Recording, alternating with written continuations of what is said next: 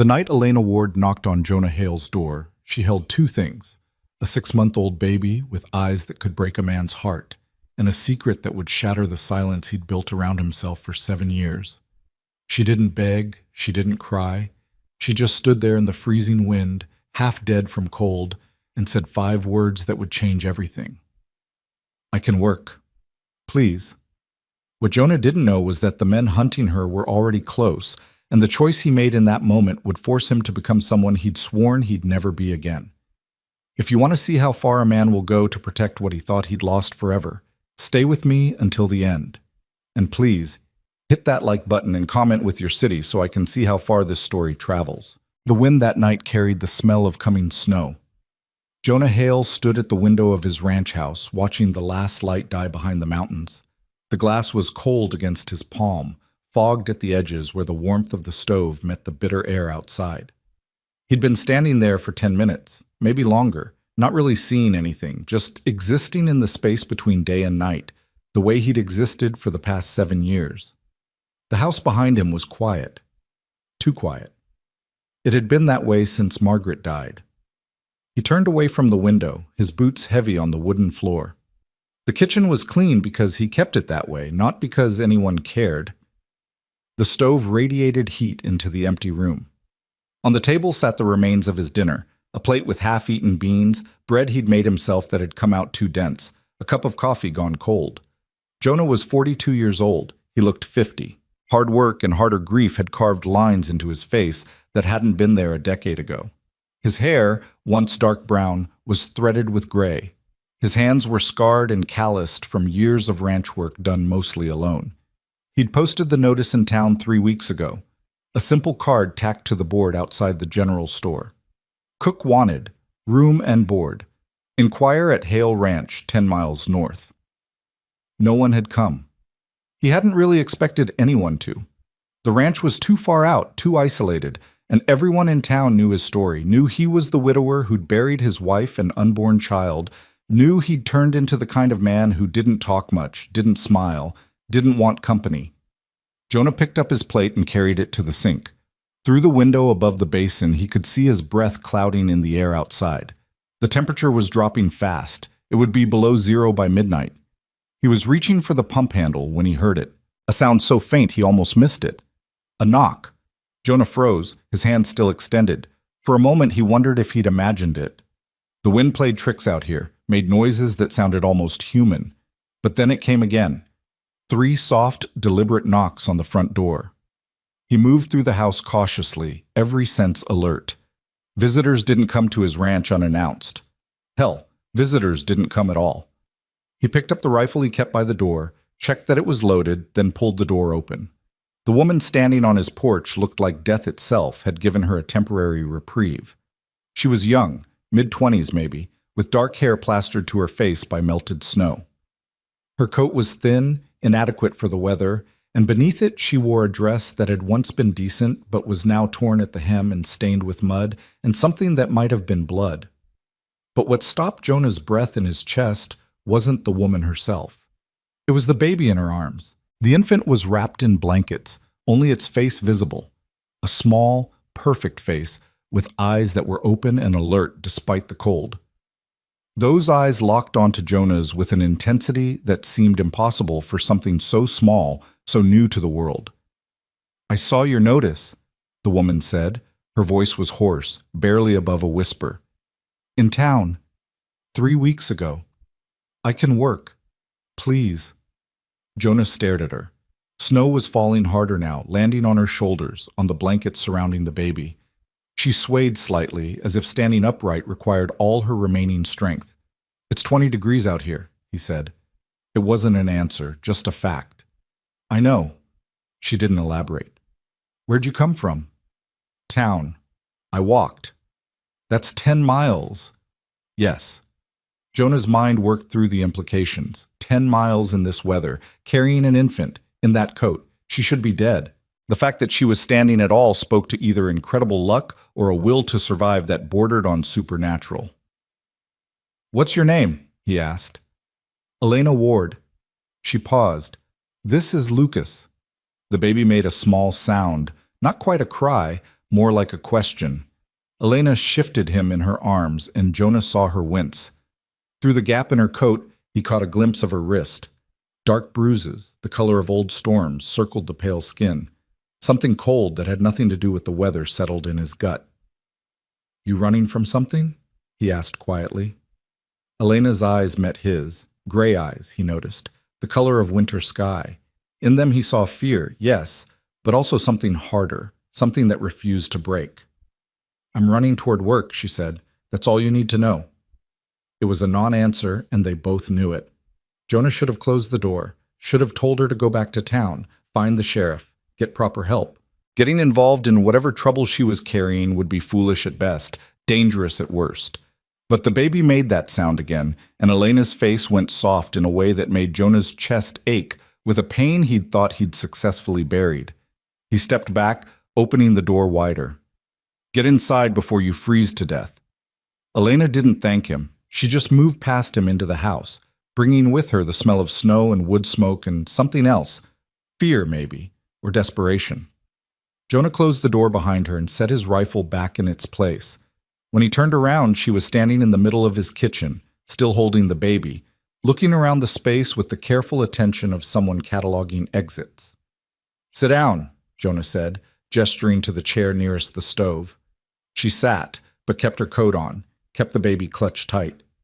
Jonah went to the stove and poured what was left of his coffee into a clean cup. He added whiskey from the bottle he kept in the cupboard. Not much, just enough to warm her from the inside. He set the cup on the table in front of her. "Drink." Elena shifted the baby to one arm and picked up the cup with a hand that shook. She drank, and some color returned to her face. The baby, Lucas, watched Jonah with those same unnervingly alert eyes. "When'd you last eat?" Jonah asked. "Yesterday morning." "And him?" "I fed him 4 hours ago." Her voice was defensive. "I have milk. He's fine." Jonah moved to the stove and began pulling out food. Bread, butter, the leftover beans, some dried meat. He worked in silence, aware of her watching him with the same wary attention she'd given the room. He set a plate in front of her. "Eat." "I haven't agreed to work yet. I can't take—" "It's food, not a marriage proposal. Eat." She ate. Not delicately, not slowly. She ate like someone who didn't know when the next meal might come. Jonah watched her, this stranger who'd walked 10 miles through the snow with a baby in her arms, and felt something he hadn't felt in years. Curiosity. When she'd finished, she sat back in the chair, some of the terrible tension leaving her shoulders. The baby had fallen asleep against her chest, his small face peaceful. "The job," Elena said. "Is it still available?" "Might be." "Tell me what you can do." "I can cook, clean, mend clothes, keep a house. I'm strong, stronger than I look. I won't complain and I won't ask for wages beyond room and board." "Everyone asks for wages." "I'm not everyone." Jonah studied her, the bruises on her wrist, the way she positioned herself with her back to the wall, the careful blankness in her expression that spoke of practice at hiding emotion. "You have experience?" he asked. "I kept house for my—" She stopped, corrected herself. "I kept house for 5 years. I can show you what I can do." "And the baby?" Her arms tightened protectively. "Lucas won't be any trouble. He's quiet.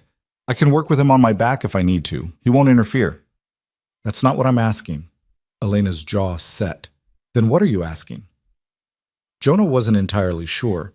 He was thinking about the logistics, where they'd sleep, how this would work, whether he was making a terrible mistake. But he was also thinking about those bruises, about the way she'd said 5 years like it was a prison sentence, about the fact that she'd walked 10 miles in the freezing cold rather than stay wherever she'd been. "I'm asking if you're bringing trouble to my door," he said finally. The silence that followed was heavy. Outside, the wind picked up, rattling the windows. Elena looked down at her sleeping baby, and when she looked back up, her face was open in a way it hadn't been before, open and honest and afraid. "I don't know," she said. "I hope not, but I don't know." It was the most honest answer she could have given. Jonah respected that, even as it complicated everything. "Where's the baby's father?" he asked. "Dead."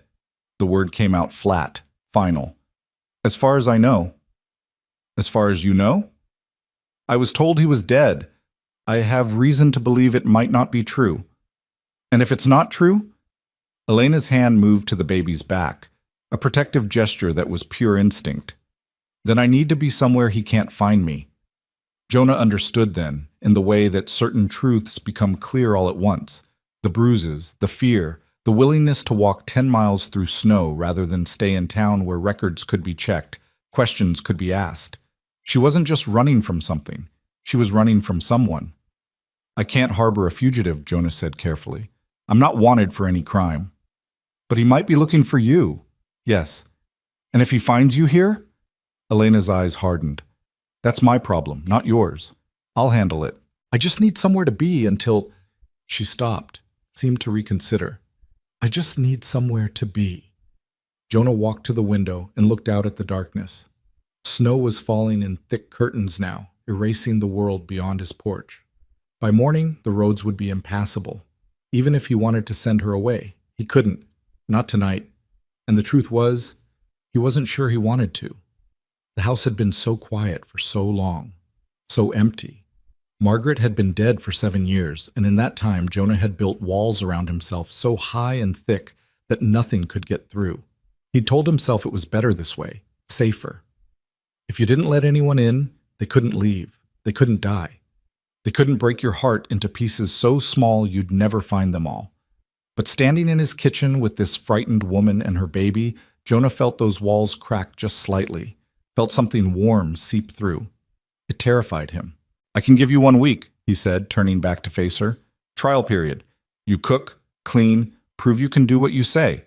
I'll provide room and board. After a week, we talk about making it permanent. Relief flooded Elena's face, but she kept her voice steady. Thank you. Don't thank me yet. I get up before dawn. I expect 3 meals a day, laundry done weekly, and the house kept clean. I'm not cruel, but I'm not easy either. This ranch runs on hard work. I'm not afraid of hard work. We'll see. Jonah gestured toward the hallway. There's a bedroom at the end of the hall. It's small, but it's warm. Stove heats most of the house. Washroom is the second door on the left. You'll find linens in the cupboard. Elena stood, shifting the baby carefully. And tomorrow? Tomorrow you start earning your keep, he paused. But tonight, you sleep. You look half dead. I feel half dead. It was the first hint of humor he'd heard from her, dry and dark as it was. Jonah almost smiled. Almost. Elena moved toward the hallway, then stopped. Mr. Hale. Just Hale. Or Jonah. Jonah. She turned to look at him, her gray eyes serious. I meant what I said. Lucas and I won't be any trouble. Whatever comes, I'll handle it. I won't let it touch you. Jonah wanted to believe her, but he'd lived long enough to know that trouble didn't care about promises. Trouble came whether you invited it or not, whether you were ready or not. Just get some sleep, Elena. She nodded and disappeared down the hallway. Jonah heard the bedroom door close, heard the soft murmur of her voice talking to the baby. Then silence. He stood alone in his kitchen, listening to the wind howl outside, and wondered what the hell he'd just done. The first light of dawn came gray and cold. Jonah woke at 5, as he always did, and lay for a moment in the darkness of his bedroom, listening. The house made its familiar sounds, the creak of wood contracting in the cold, the tick of the cooling stove, the whisper of wind under the eaves. But there was something else, something new, a soft cooing sound from down the hall. The baby. Jonah rose and dressed in the dark, pulling on work pants and a heavy shirt, thick socks, and his boots. He'd slept poorly, his mind churning through all the ways this could go wrong. A woman and baby in his house. Possible trouble following them. The complications of having people dependent on him again when he'd sworn he'd never let himself care about anyone. He moved quietly down the hallway, intending to go straight to the kitchen, but he paused outside Elena's closed door. He could hear her moving around inside, could hear her murmuring to Lucas in a voice too soft to make out words. In the kitchen, he built up the fire in the stove and put coffee on to brew. While it heated, he went outside to check on the animals. 3 horses in the barn, a dozen chickens in their coop, 2 cows in the small shelter he'd built them. Everything was fine, buttoned down against the cold. When he came back inside, stomping snow from his boots, Elena was in the kitchen. She changed into a different dress, still worn, but clean, and had tied her dark hair back from her face. The baby was secured against her chest with a long piece of cloth wrapped and knotted in a way that left her hands free. Lucas gazed out at the world with those watchful eyes, apparently content. Elena was standing at the stove, staring at the coffee pot like she was trying to decode a foreign language. "Morning," Jonah said. She jumped, one hand flying to her chest. "I didn't hear you come in." "Sorry, didn't mean to startle you." "It's fine." She took a breath, seemed to steady herself.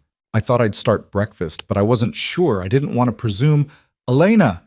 Jonah crossed to the cupboard and pulled down 2 cups. "You're the cook now. You don't need permission to use the kitchen." "Right, of course." She looked around, taking in the space with new eyes. The shelves of dry goods, the cold box where he kept things fresh, the pots and pans hanging from hooks. "What do you normally eat?" "Whatever's easy. Eggs if the hens are laying, oatmeal, bread." "I can do better than that." "I'm not looking for fancy." "I didn't say fancy, I said better." There was a hint of steel in her voice that Jonah found himself liking. He poured coffee for both of them and sat at the table, watching as she moved around the kitchen. She was methodical, opening cupboards and drawers, checking supplies, getting a sense of what she had to work with. The baby moved with her, apparently accustomed to being carried this way. "How old is he?" Jonah asked. 6 months? Almost 7. He's quiet. He's learned to be. There was something sad in the way she said it, something that suggested quietness hadn't been Lucas's choice. Elena found eggs, flour, a bit of bacon, some milk. She worked with confident, economical movements, someone who'd done this thousands of times. Within 20 minutes, the smell of cooking bacon filled the kitchen, followed by the warm scent of fresh biscuits. Jonah sipped his coffee and watched. It had been 7 years since he'd seen anyone cook in this kitchen besides himself. 7 years since the space had felt like anything other than a necessary room in an empty house.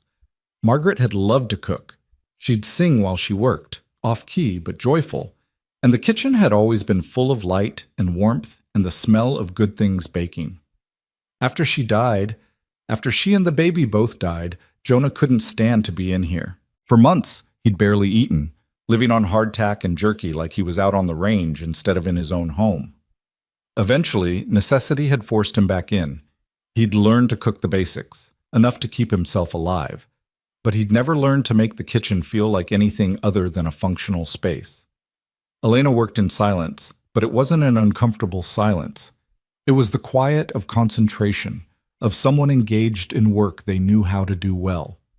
She scrambled eggs with butter and herbs she found in his cupboard, rosemary that he'd forgotten was there. She fried the bacon until it was crispy. The biscuits came out golden and perfect. She set a plate in front of him that looked better than anything he'd eaten in years. "Thank you," Jonah said. Elena nodded and made herself a smaller plate, then sat across from him. She ate one-handed, the other hand supporting the baby. Lucas had fallen asleep, his small face peaceful against her chest. They ate in silence for a few minutes. The food was excellent. The eggs fluffy and flavorful, the bacon perfectly cooked, the biscuits tender and buttery. "This is good," Jonah said finally. "Thank you." Elena glanced at him, then away. "I'll make a list of things we're running low on. If you're planning a trip to town, I go once a month. Went 2 weeks ago." "Oh." She looked disappointed. "Well, I can make do with what's here." "You need something specific?" "No, it's fine." But Jonah had heard the hesitation. "What is it?" Elena bit her lip. "Lucas will need, that is, babies need certain things. Clean cloths, mostly. Mine are wearing thin, and he's growing fast. He'll need different clothes soon." She said it quickly, defensively. "But it can wait. We'll be fine."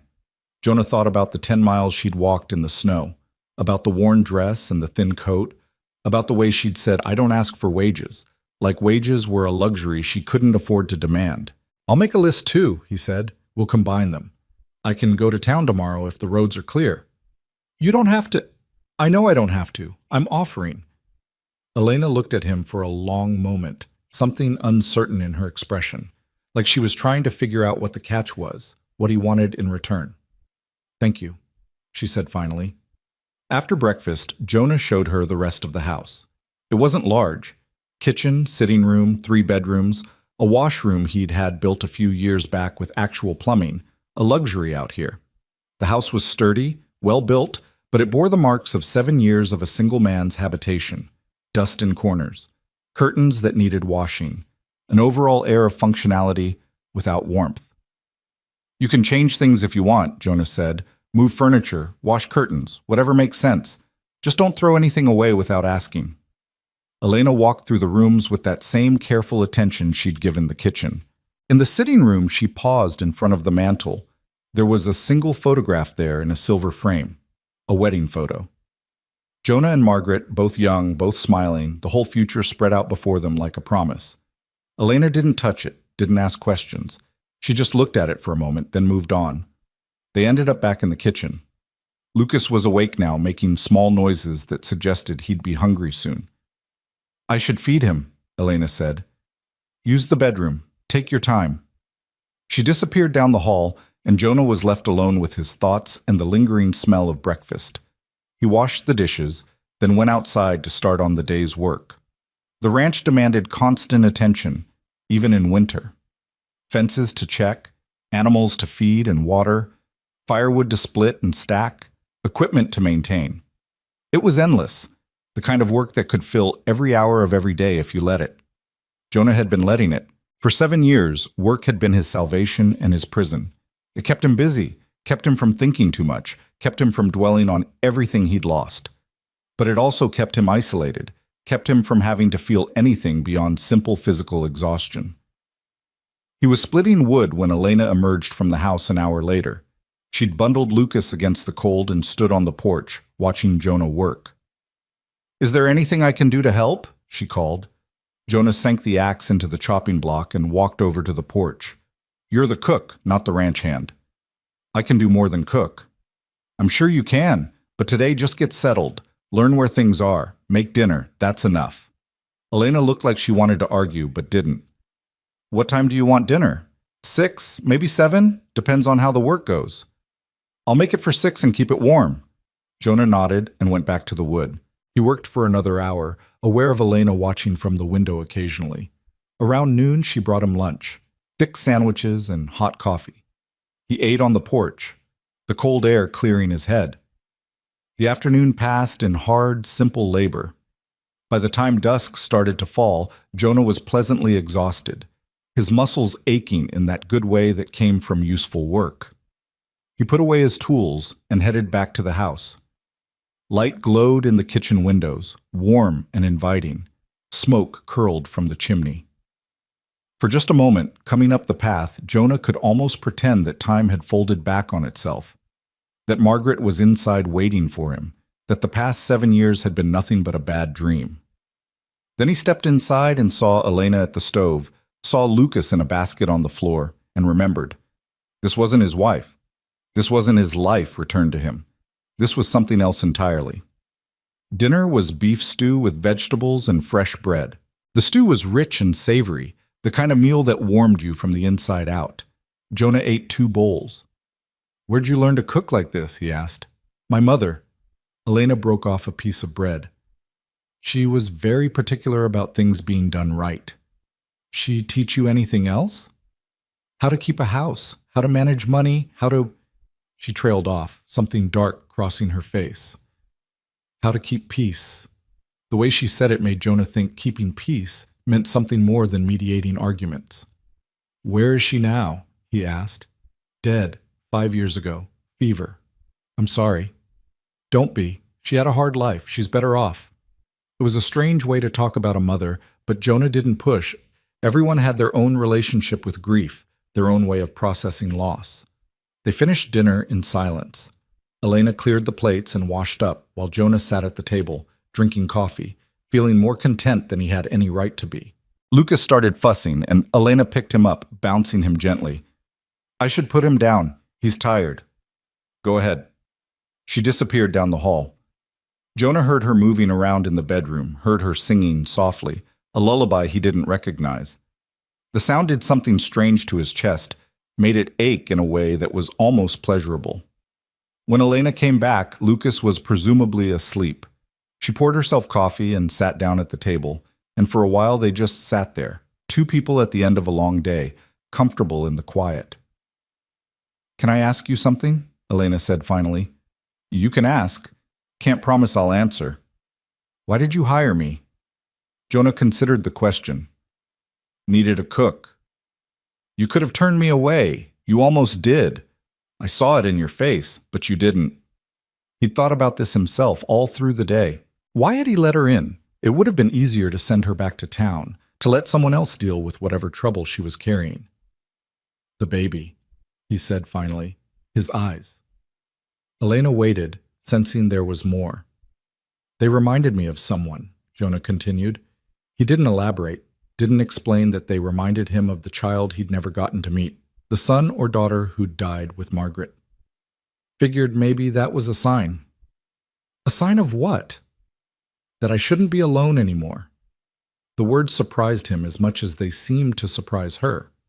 Jonah hadn't realized that was what he'd been thinking until he said it out loud. Elena looked down at her coffee cup. "I'll try to make sure you don't regret it. Just cook and keep the house. That's all I'm asking." But they both knew it wasn't, really. By letting her stay, Jonah had opened a door he'd kept locked for 7 years, and neither of them knew yet what would come through it. 3 days passed. They fell into a rhythm surprisingly quickly. Jonah rose before dawn and went out to work. Elena cooked breakfast, cleaned the house, cared for Lucas, and prepared meals that got better each day. In the evenings, they'd eat dinner together, exchange a few words, then retreat to their separate spaces. It was a functional arrangement, professional, almost. But small things were changing. Elena had washed the curtains and hung them back up, bringing light into rooms that had been dim. She'd rearranged the kitchen so things made more sense, made the space more efficient. She'd found an old quilt in the linen closet and hung it on the wall in the sitting room, adding color to the space. Jonah noticed these things but didn't comment. He was aware, though, that the house felt different, lived in, like a home instead of just a shelter. On the third evening after dinner, Elena was washing dishes when she gasped and dropped a plate. It shattered on the floor. Jonah looked up from his coffee. Elena had gone pale, staring out the window over the sink. "What is it?" he asked.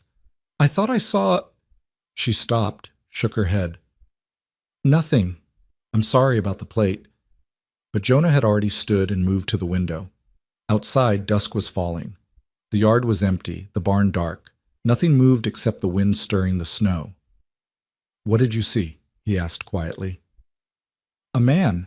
I thought, but it was probably just shadows." Jonah didn't think it was shadows. He'd heard something in her voice, recognized the fear underneath the words. "Stay here," he said. He grabbed his rifle and went outside. The cold hit him immediately, but he ignored it, moving across the yard with purpose. He checked the barn, empty except for the horses. The chicken coop, undisturbed. The tree line beyond the clearing, dark and still. No tracks in the snow except his own from the day's work. Jonah stood in the yard for a long time, letting his eyes adjust to the darkness, watching for any movement. But there was nothing. If someone had been there, they were gone now. When he came back inside, Elena was sweeping up the broken plate. Her hands were shaking. "I'm sorry," she said again. "I'm being foolish." "You see anyone out there before?" "No, but I keep thinking—" She stopped, set down the broom. "I keep thinking he might have found me." "Your husband?" "Yes." Jonah set the rifle by the door and sat down at the table. "Tell me about him." Elena stiffened. "Why?" "Because if he's coming, I need to know what I'm dealing with." For a moment he thought she'd refuse, but then she sat down across from him, her hands folded tightly in her lap, and started talking. "His name is Thomas Ward. We married when I was 19. I didn't know— He seemed kind at first, attentive. But after the wedding—" She paused, choosing her words carefully. "He had rules about how I should dress, how I should speak, where I could go. If I broke the rules, there were consequences." The bruises, Jonah thought. The flinching at sudden sounds. "When I got pregnant," Elena continued, I thought maybe it would change things, but it got worse. He didn't want the baby, said it would take my attention away from him. When Lucas was born, Thomas barely looked at him. But you said he was dead. 6 months ago, there was a fire. The house we lived in burned down. They told me Thomas was inside. They said they found... Her voice broke. They found a body, burned beyond recognition, but his size, his clothes, everyone assumed it was him. But you don't think so. I want to think so. But Thomas was smart, and he was cruel. If he wanted to disappear, to make everyone think he was dead... She looked up at Jonah, her eyes haunted. I keep waiting for him to appear, to take Lucas, to take me back. You think he'd come all the way out here? If he knew I was here, yes. Thomas doesn't let go of things that are his. And he always said I belonged to him. Jonah absorbed this, feeling anger build in his chest. He'd known men like Thomas Ward, men who confused love with ownership, who used their strength to control instead of protect. If he comes, Jonah said slowly, he'll have to go through me. Elena's eyes widened. I can't ask you to... You're not asking, I'm telling you. You're under my roof now. That means something. But you barely know me. I know enough. They sat in silence for a moment. Outside, the wind picked up, rattling the windows. Finally, Elena spoke. Why are you doing this? Really? Jonah thought about his answer. He could tell her it was the right thing to do, or that he needed a cook, or any number of practical reasons. But sitting here with her, in this kitchen that felt alive again for the first time in years, he found himself wanting to be honest. 7 years ago, he said, my wife Margaret died. She was pregnant, due any day. Something went wrong. By the time I got her to the doctor, it was too late. Lost them both in the same hour. Elena's face softened with understanding. I'm so sorry. I shut down after that. Shut everyone out. Told myself it was better to be alone, to not care, to not risk feeling that kind of pain again. Jonah looked at her steadily. But I was wrong. Being alone doesn't protect you from pain. It just means you face it by yourself. And Lucas and I, we're not replacements for what you lost. No, you're something different, something new. He paused. Maybe something I need, even if I didn't know it. Elena wiped at her eyes quickly. Thank you for telling me. Thank you for trusting me enough to stay. They sat together in the warm kitchen while darkness settled over the ranch outside. And for the first time in 7 years, Jonah Hale didn't feel quite so alone. That night, Jonah couldn't sleep. He lay in his bed, listening to the sounds of the house settling, thinking about Thomas Ward, thinking about a man cruel enough to beat his wife, indifferent enough to ignore his own child, smart enough to fake his own death. If Ward was alive, if he was looking for Elena, he'd eventually find her. A small town like theirs kept few secrets. Someone would have noticed a young widow with a baby. Someone would talk. Jonah rose and dressed, then walked quietly through the dark house. He paused outside Elena's door. No sound from within. She and Lucas were presumably asleep. In the sitting room, he stood in front of the mantel and looked at the photograph of Margaret. She'd been so young in that picture, so full of life and hope. If she could see him now, what would she think? Would she approve of him taking in this stranger and her baby? Or would she think he was trying to replace her? But even as he thought it, Jonah knew that wasn't true. Elena wasn't a replacement. She was just a person who needed help.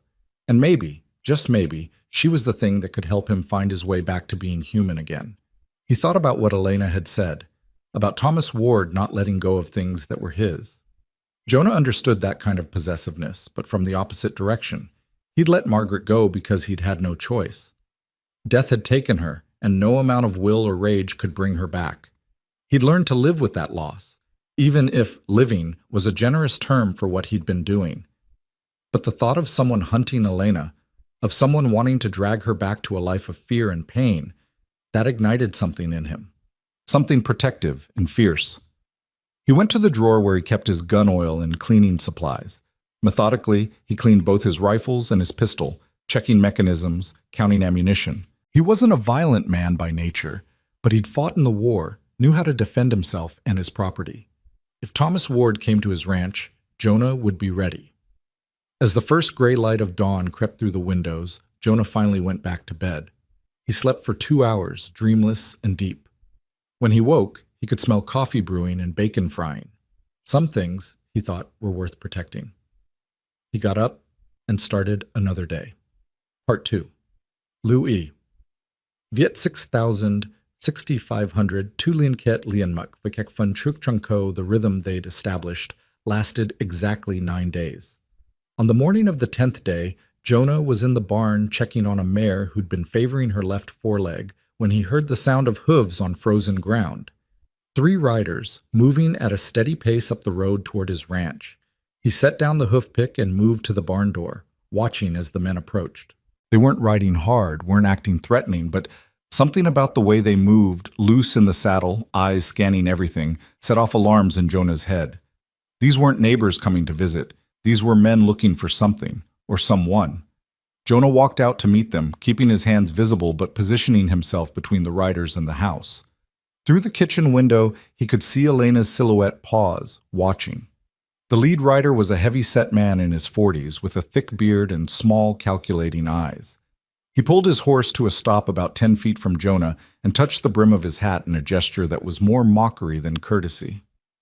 "Morning," the man said. His voice was rough, like gravel rolling in a barrel. "Morning," Jonah replied, his tone neutral. "Help you with something?" "Maybe. Name's Pike. These are my associates, Daniels and Turner." He gestured to the 2 men flanking him, one tall and thin as a rail, the other younger, barely out of his teens but with hard eyes that had seen too much. "We're looking for someone. Thought maybe you could help us out." "I'm pretty isolated out here, don't see many people." Pike smiled, showing tobacco-stained teeth. "That's funny, because word in town is you recently hired yourself a cook. Young woman, dark hair, traveling with a baby." Jonah's expression didn't change, but inside his mind was racing. Someone in town had talked. Of course they had. A widow with a baby showing up alone, getting hired by the hermit rancher. That was exactly the kind of gossip that spread like wildfire in a small community. "I did hire a cook," Jonah said carefully. "What's your interest?" "We're looking for a woman named Elena Ward. She's got dark hair, late 20s, traveling with an infant. Her husband is very worried about her." "Her husband?" "That's right, Thomas Ward. Good man, from what we hear. His wife took off with his baby about 6 months back. He's been searching for her ever since. You can imagine how torn up he is." Jonah could imagine exactly how torn up Thomas Ward was, but not for the reasons Pike was suggesting. "If I had information about this woman," Jonah said slowly, "why would I share it with 3 strangers on horseback instead of the sheriff?" Pike's smile widened. "Because we're working with the husband directly. More efficient that way. And Mr. Ward is prepared to offer a reward for information leading to the return of his wife and child." "How much?" $200. It was a substantial sum, enough to tempt most people. Pike was watching Jonah carefully, gauging his reaction. "That's generous," Jonah said. "Mr. Ward is a generous man. He just wants his family back." Behind Pike, the younger man, Turner, shifted in his saddle, his eyes drifting toward the house. Jonah noticed the gun on his hip, worn low and easy. These men weren't just hired help, they were hired guns. "I appreciate you riding all the way out here," Jonah said, keeping his voice level, "but I can't help you." Pike's expression hardened slightly. "You saying you don't have a cook?" "I'm saying even if I did, I wouldn't discuss my employees with strangers. Now, I've got work to do. I'll wish you gentlemen a good day." He turned to walk back toward the barn, deliberately presenting his back, a calculated risk. If they were going to make a move, this would be when. "Mr. Hale." Jonah stopped, didn't turn around. "You seem like a reasonable man," Pike continued. "Smart. I'd hate to think you were harboring someone who doesn't want to be found. That could lead to all kinds of complications." Now Jonah did turn, slowly. "Is that a threat?" "Just an observation. This is a remote ranch, long way from help if something were to happen. Fire, accident, robbery. Terrible things can happen when you're this isolated." The thin man, Daniels, grinned at that, showing crooked teeth. Jonah walked back toward the riders, moving with deliberate calm. He stopped a few feet from Pike's horse and looked up at the man with eyes that had gone cold and flat. "Let me make something clear," he said quietly. "This is my land. You're on it uninvited. I've answered your questions as courteously as I'm inclined to. Now I'm telling you to leave. If you're not off my property in the next 2 minutes, I'll consider you trespassers and act accordingly." Pike held his gaze for a long moment. The tension stretched taut between them, like a wire about to snap. Then Pike laughed, though there was no humor in it. "Fair enough, Mr. Hale. We'll be on our way." He started to turn his horse, then paused. "But we'll be in the area for a while, asking questions, following leads. If you remember anything that might help us, you know where to find us. We're staying at the boarding house in town." "I'll keep that in mind." Jonah watched as the three men rode away, waiting until they disappeared down the road before he allowed himself to move. His hands were steady, but his heart was pounding hard against his ribs. He turned and walked quickly back to the house. Elena was standing just inside the kitchen door, her face drained of all color. Lucas was in her arms, awake and fussing. "They're looking for you," Jonah said. It wasn't a question. "Yes." Her voice was barely a whisper. "They said your husband hired them. Then he's alive." Elena's legs seemed to give out. She sank into the nearest chair, clutching Lucas tightly. "I knew it. I knew he wasn't dead." Jonah pulled out a chair and sat across from her. "Tell me everything, right now. No more half-truths." Elena's hands shook as she tried to calm Lucas, who was crying now, picking up on her fear. She took a breath, then started talking. "The fire was deliberate. Thomas said it. I know because he told me he was going to do it. Said he was tired of the life we had. Tired of being poor, tired of being nobody. He had debts, bad debts to dangerous people. The fire was his way out. He wanted people to think he was dead." "Yes. He told me to take Lucas and leave, to go to his brother's place in Wyoming. Said he'd meet us there once things settled down, but I couldn't—" Her voice broke.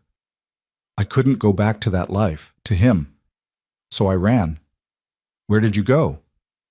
"I had some money my mother left me, hidden where he didn't know about it. I went east first, stayed in boarding houses, kept moving. But the money ran out, and I was tired of running. I thought if I came here, to a small town where nobody knew me, I could disappear, start over." Jonah absorbed this, piecing together the timeline. "How long before he figured out you weren't in Wyoming?" "I don't know, maybe a month, maybe longer. His brother would have sent word. Thomas would have been angry. Angry enough to send 3 hired guns after you." Elena's face crumpled. "I should leave. Tonight. I'll pack our things and go. I won't bring this to your door." "Too late for that. They've already connected you to this ranch." "Then I'll tell them I was here, but I left. Elena." Jonah reached across the table and took her hand. It was the first time he'd touched her beyond the accidental brush of fingers passing dishes. Her skin was cold. "Listen to me. Those men aren't going to stop looking. And if you run now, alone with a baby in the middle of winter, you won't make it far." "Then what do I do?" Tears spilled down her cheeks. "I can't let them take me back to him. I can't let him have Lucas." Jonah squeezed her hand once, then released it. He stood and walked to the window, looking out at the empty yard. His mind was working through possibilities, contingencies, plans. "How long did they give you?" Elena asked quietly. "What?" "The men. How long before they come back?" "They didn't say, but they'll be watching, waiting to see if you bolt." Jonah turned to face her. "That's what they do. Flush the rabbit from the brush, see which way it runs." "I won't run. Not if it puts you in danger. You're already in danger. Question is whether we face it together or separately." Elena wiped her eyes, some steel returning to her spine. "Together? I told you before. You're under my roof. That means something." Jonah crossed back to the table. "We need a plan. First thing, you stay inside. Don't go anywhere near the windows where someone could see you from the road. Second, we need to know what we're dealing with. I'll ride to town tomorrow, talk to the sheriff. The sheriff won't help. Thomas will have papers, marriage certificate, claim to the baby. Legally, I'm his wife. Lucas is his son. Then we need different help. What kind of help? Jonah thought about the people he knew in town. He'd kept himself isolated for 7 years, but before Margaret died, he'd had friends. People who owed him favors. Maybe it was time to call some of them in. Let me handle that, he said. For now, you and Lucas stay hidden. If anyone comes to the door, you go to the bedroom and stay quiet. Understand?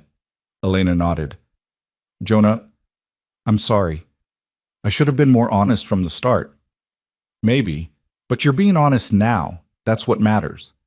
She looked at him with an expression he couldn't quite read, gratitude mixed with something else, something warmer. Why are you doing this? Because it's right, and because... He stopped, unsure how to finish. Because? Because I watched you walk 10 miles through snow with a baby in your arms rather than give up. Anyone with that much courage deserves a chance. Elena's eyes filled with fresh tears, but she blinked them back. Thank you. Jonah nodded and moved toward the door. I'm going to check the property. Make sure they didn't leave anyone watching. Keep the doors locked. He spent the next 2 hours riding the perimeter of his land, looking for signs of surveillance. He found nothing, but that didn't mean much. If Pike and his men were smart, and they seemed smart, they'd be watching from a distance, using field glasses. When Jonah returned to the house, the sun was high and pale in the winter sky. Inside, Elena had made lunch, though neither of them had much appetite. They ate in tense silence, both aware that the fragile peace they'd built over the past 10 days had shattered. After lunch, while Elena put Lucas down for his nap, Jonah went to his study, a small room off the sitting area that he rarely used anymore. He pulled out paper and a pen and began making a list. Names, resources, people who might help. At the top of the list he wrote, James Corrigan. Corrigan had been a friend before Margaret died. A lawyer, one of the few honest ones Jonah had met. He'd helped Jonah with the purchase of additional land, had drawn up his will, had been one of the pallbearers at Margaret's funeral. They drifted apart after that, Jonah's doing, not Corrigan's, but the man had always said if Jonah ever needed anything, he only had to ask. Well, now Jonah needed something. He was still writing when Elena appeared in the doorway. He's asleep, she said quietly. Jonah set down his pen. Come in, sit. She entered the small room, looking around with curiosity. It was the one space in the house she hadn't cleaned or reorganized, Jonah's private domain. Books lined one wall, mostly agricultural texts and livestock guides. His desk was cluttered with papers, receipts, records of cattle sales and equipment purchases. Elena sat in the chair across from the desk. What are you doing? Making a list of people who might be able to help. Help how? Legally. If Thomas has papers claiming you're his wife and Lucas is his child, we need to find a way to counter that. Prove abuse, maybe. Get a judge to invalidate the marriage or grant you protection. Elena's face was skeptical. Judges don't usually side with wives over husbands. Depends on the judge and the evidence. Jonah tapped his pen against the paper. Those bruises I saw when you first arrived, were they all from him? Yes. Anyone ever witness him hurting you? Elena thought for a moment. The neighbors. They must have heard us fighting, and there was a doctor once. I fell down the stairs. At least, that's what Thomas told him, but the doctor seemed suspicious. Do you remember the doctor's name? Morrison. Dr. Charles Morrison. He practiced in Clearwater where we lived. Jonah wrote that down. Anyone else? Thomas's mother. She lived with us for a year. She knew what he was like. She tried to intervene once and he... Elena stopped, her face going pale. He hit her. His own mother. She left the next day and never came back. Would she testify to that? I don't know. She was afraid of him. But maybe if she knew it could help me keep Lucas safe, maybe she would. Jonah added the mother's name to his list. It wasn't much, but it was a start. The problem was that gathering this evidence, building a legal case, could take weeks or months, and they had days at best. There's another option, Elena said quietly. What's that? I could give myself up. Tell them I'll go back to Thomas willingly if he promises to leave you alone. No. Jonah, I said no. He looked at her steadily. That's not an option. Ever. But if it comes down to your safety, then I'll deal with it. But I won't let you sacrifice yourself." Jonah's voice softened. "Elena, I know you're scared. I know this seems impossible. But running back to an abuser isn't the answer. It never is." She looked down at her hands, folded tightly in her lap. "I'm so tired of being afraid." "Then let's stop being afraid and start being prepared." That evening, after dinner, Jonah taught Elena how to load and fire his pistol. They went out behind the barn where the sound wouldn't carry far, and he showed her the mechanics, how to check if it was loaded, how to aim, how to breathe and squeeze the trigger rather than pull it.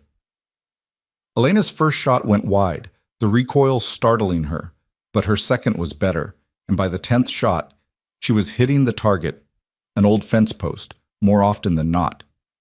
"I don't want to kill anyone," she said, lowering the gun. "I don't want you to either, but I want you able to protect yourself and Lucas if it comes to that."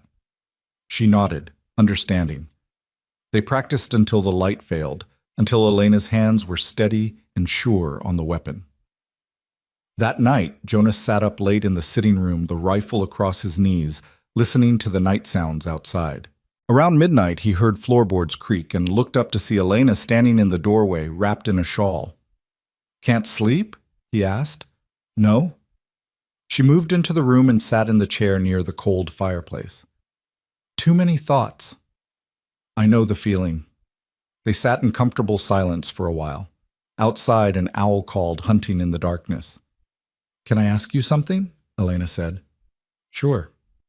"Your wife, Margaret, what was she like?" Jonah was quiet for a moment, surprised by the question but not offended. "She was kind, patient. She saw good in people even when they didn't deserve it." He smiled slightly, remembering. "She used to sing all the time. Terrible voice, completely tone deaf, but she didn't care. Said music wasn't about being perfect, it was about being joyful." "She sounds wonderful." "She was. We met at a church social, I know, a cliché, but I saw her across the room and just knew. We were married 6 months later." The smile faded. "We had 7 good years. Then complications with the pregnancy, and—" He stopped, the familiar ache settling in his chest. "I'm sorry," Elena said softly. "I shouldn't have asked." "No, it's okay. I don't talk about her much. Maybe I should more." Jonah looked at Elena in the dim lamplight. "What about you? Was there ever a time when when it was good?" Elena considered this. "At first, maybe. Or I thought it was good because I didn't know any different. My father died when I was young. My mother remarried a man who was cruel to her. I grew up thinking that's just how marriage was. Men controlled things, women endured. When Thomas asked me to marry him, he seemed gentler than my stepfather, less angry. I thought that was enough." "When did it change?" "About a month after the wedding. He started criticizing little things, how I cooked, how I dressed, who I talked to. Then the criticism turned to anger. Then the anger turned to—" She gestured at herself. "This. By the time I realized what I'd married into, I was trapped." "But you got out." "Because of Lucas. When I was pregnant, something changed in me. I realized I couldn't let my child grow up the way I did, thinking that fear and control were normal. So when the fire happened, when Thomas gave me that chance to run, I took it." Jonah nodded slowly. "That takes courage. Or desperation, I'm not sure which. Sometimes they're the same thing." Elena pulled the shawl tighter around her shoulders. "Do you think we have a chance? Of fighting this?" Jonah wanted to lie, wanted to give her false comfort, but she deserved honesty. "I don't know," he said, "but I know we have a better chance together than apart. And I know I'm not going to let those men take you without a fight. Even though it's not your fight? It became my fight the moment I opened my door." Elena's eyes glistened in the lamplight. "I don't know how to thank you." "Don't thank me yet. We've got a long way to go." She stood, preparing to go back to bed, but she paused beside his chair and did something unexpected. She leaned down and kissed his cheek, soft and quick. "Good night, Jonah." "Good night, Elena." He listened to her footsteps retreat down the hallway, felt the lingering warmth where her lips had touched his skin. Something shifted in his chest, something that felt dangerously like hope. The next morning, Jonah rode to town alone. Elena had argued against it, said it was too dangerous, that Pike and his men might be watching, but Jonah insisted. They needed information, needed help, and hiding wasn't going to solve anything. The ride took 2 hours through snow-covered country. The town, when he reached it, looked exactly as it always did. A single main street lined with wooden buildings, a church at one end, a saloon at the other. Jonah tied his horse outside the general store and went inside. Mrs. Henderson, who ran the store with her husband, looked up in surprise when he entered. "Jonah Hale, twice in 1 month. Should I be worried?" Despite everything, Jonah found himself smiling. Just needed to pick up some supplies. He made his purchases quickly: flour, sugar, coffee, and the things Elena had asked for. Baby cloths, soap, a small toy for Lucas.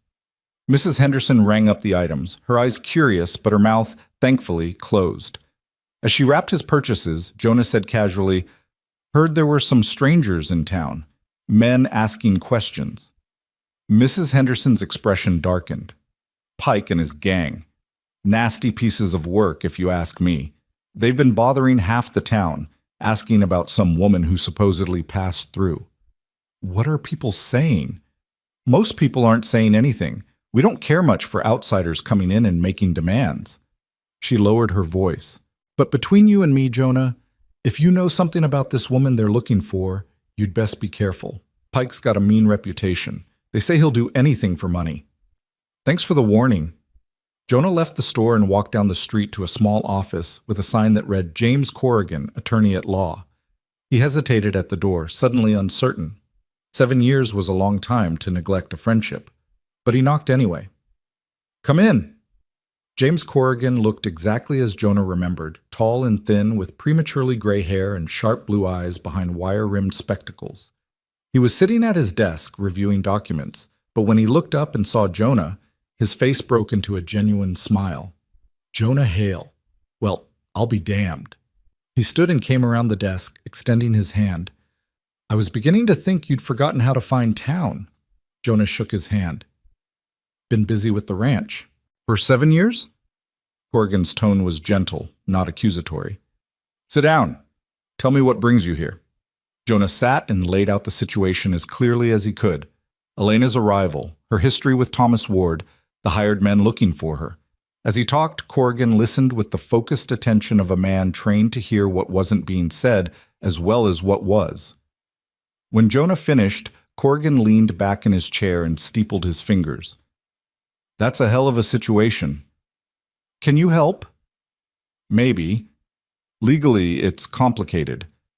If Ward has a valid marriage certificate and can prove paternity of the child, he has rights, but..."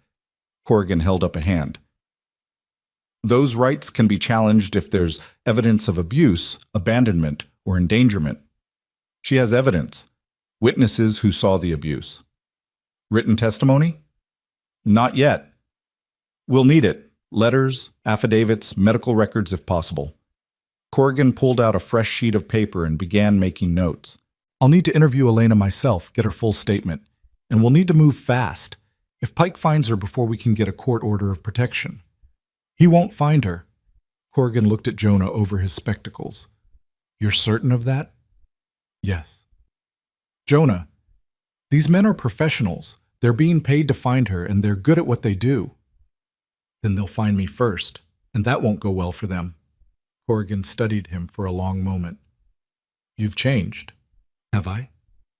"The Jonah I knew 7 years ago wouldn't have gotten involved in something like this. Too much risk, too much complication.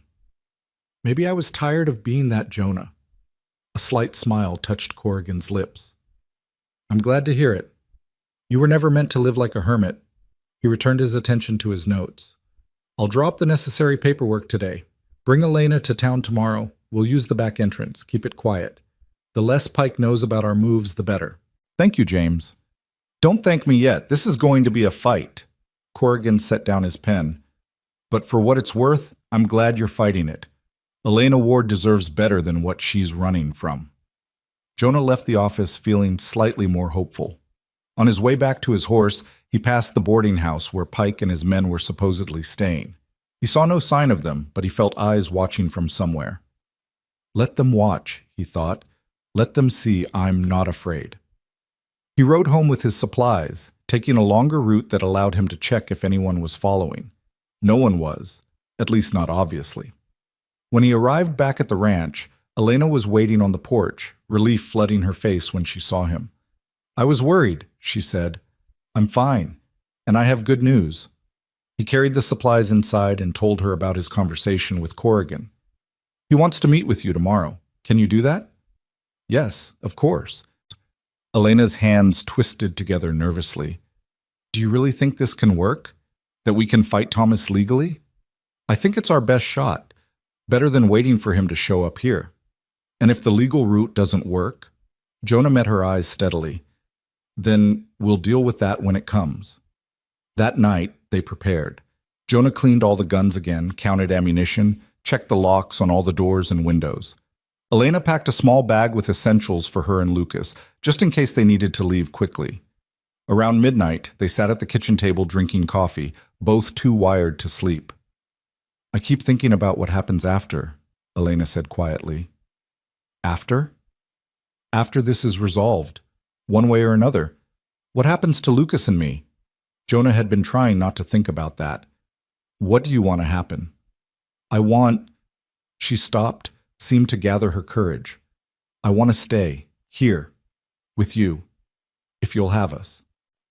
The words hung in the air between them, weighted with meaning. Jonah felt his heart start to pound. Elena, I know it's complicated. I know we barely know each other, but these past days, being here, feeling safe for the first time in years, her voice broke slightly. I don't want to lose that. I don't want to lose you. Jonah reached across the table and took her hand. Her skin was warm now, no longer ice cold like that first night. You're not going to lose me, he said. Whatever happens, you and Lucas have a place here as long as you want it. I want it. I want... She stopped herself, shook her head. I'm sorry. This isn't the time for this conversation. When would be the time? Elena looked at him, something soft and vulnerable in her gray eyes. When we're not fighting for our lives, maybe? Jonah smiled despite everything. Fair enough. But he didn't let go of her hand, and she didn't pull away. They sat there in this quiet kitchen, fingers intertwined, drawing strength from each other. And for just a moment, the danger outside seemed far away. The moment shattered when they heard horses. They both froze, listening. Multiple riders, moving fast, coming up the road toward the ranch. Jonah was on his feet instantly, grabbing his rifle. Get Lucas and go to the bedroom, he said. Lock the door. Don't come out until I tell you. Elena's face had gone pale, but she didn't argue. She disappeared down the hallway at a run. Jonah heard the bedroom door close, heard the lock slide home. He moved to the window and looked out. 4 riders this time, not 3. They pulled up in front of the house, their horses breathing hard from the fast ride. Pike was in the lead again, but now he was accompanied by a 4th man, older, well-dressed in a wool coat and expensive hat. Jonah's stomach dropped. He didn't need introductions to know who the 4th man was. The way he sat his horse, the proprietary air, the cold calculation in his eyes, even from this distance. Thomas Ward had come for his wife. Jonah checked his rifle one more time, then opened the door and stepped out onto the porch. The cold air hit him like a slap, but he barely felt it. All his attention was focused on the men in front of him. Thomas Ward dismounted and walked forward, stopping at the bottom of the porch steps. He was younger than Jonah had expected, mid-30s maybe, with dark hair and handsome features that would have seemed trustworthy if not for the cruelty in his eyes. Mr. Hale, Ward said, his voice smooth and cultured. Thank you for seeing me. I don't recall inviting you. Ward smiled, but it didn't reach his eyes. My apologies for the late hour, but I understand my wife is here and I've come to bring her home. Your wife? Yes, Elena Ward, and our son Lucas. Ward's expression turned concerned, the perfect picture of a worried husband. She's not well, Mr. Hale. Hasn't been since the baby was born. The doctor says it's a kind of melancholia that affects some women after childbirth.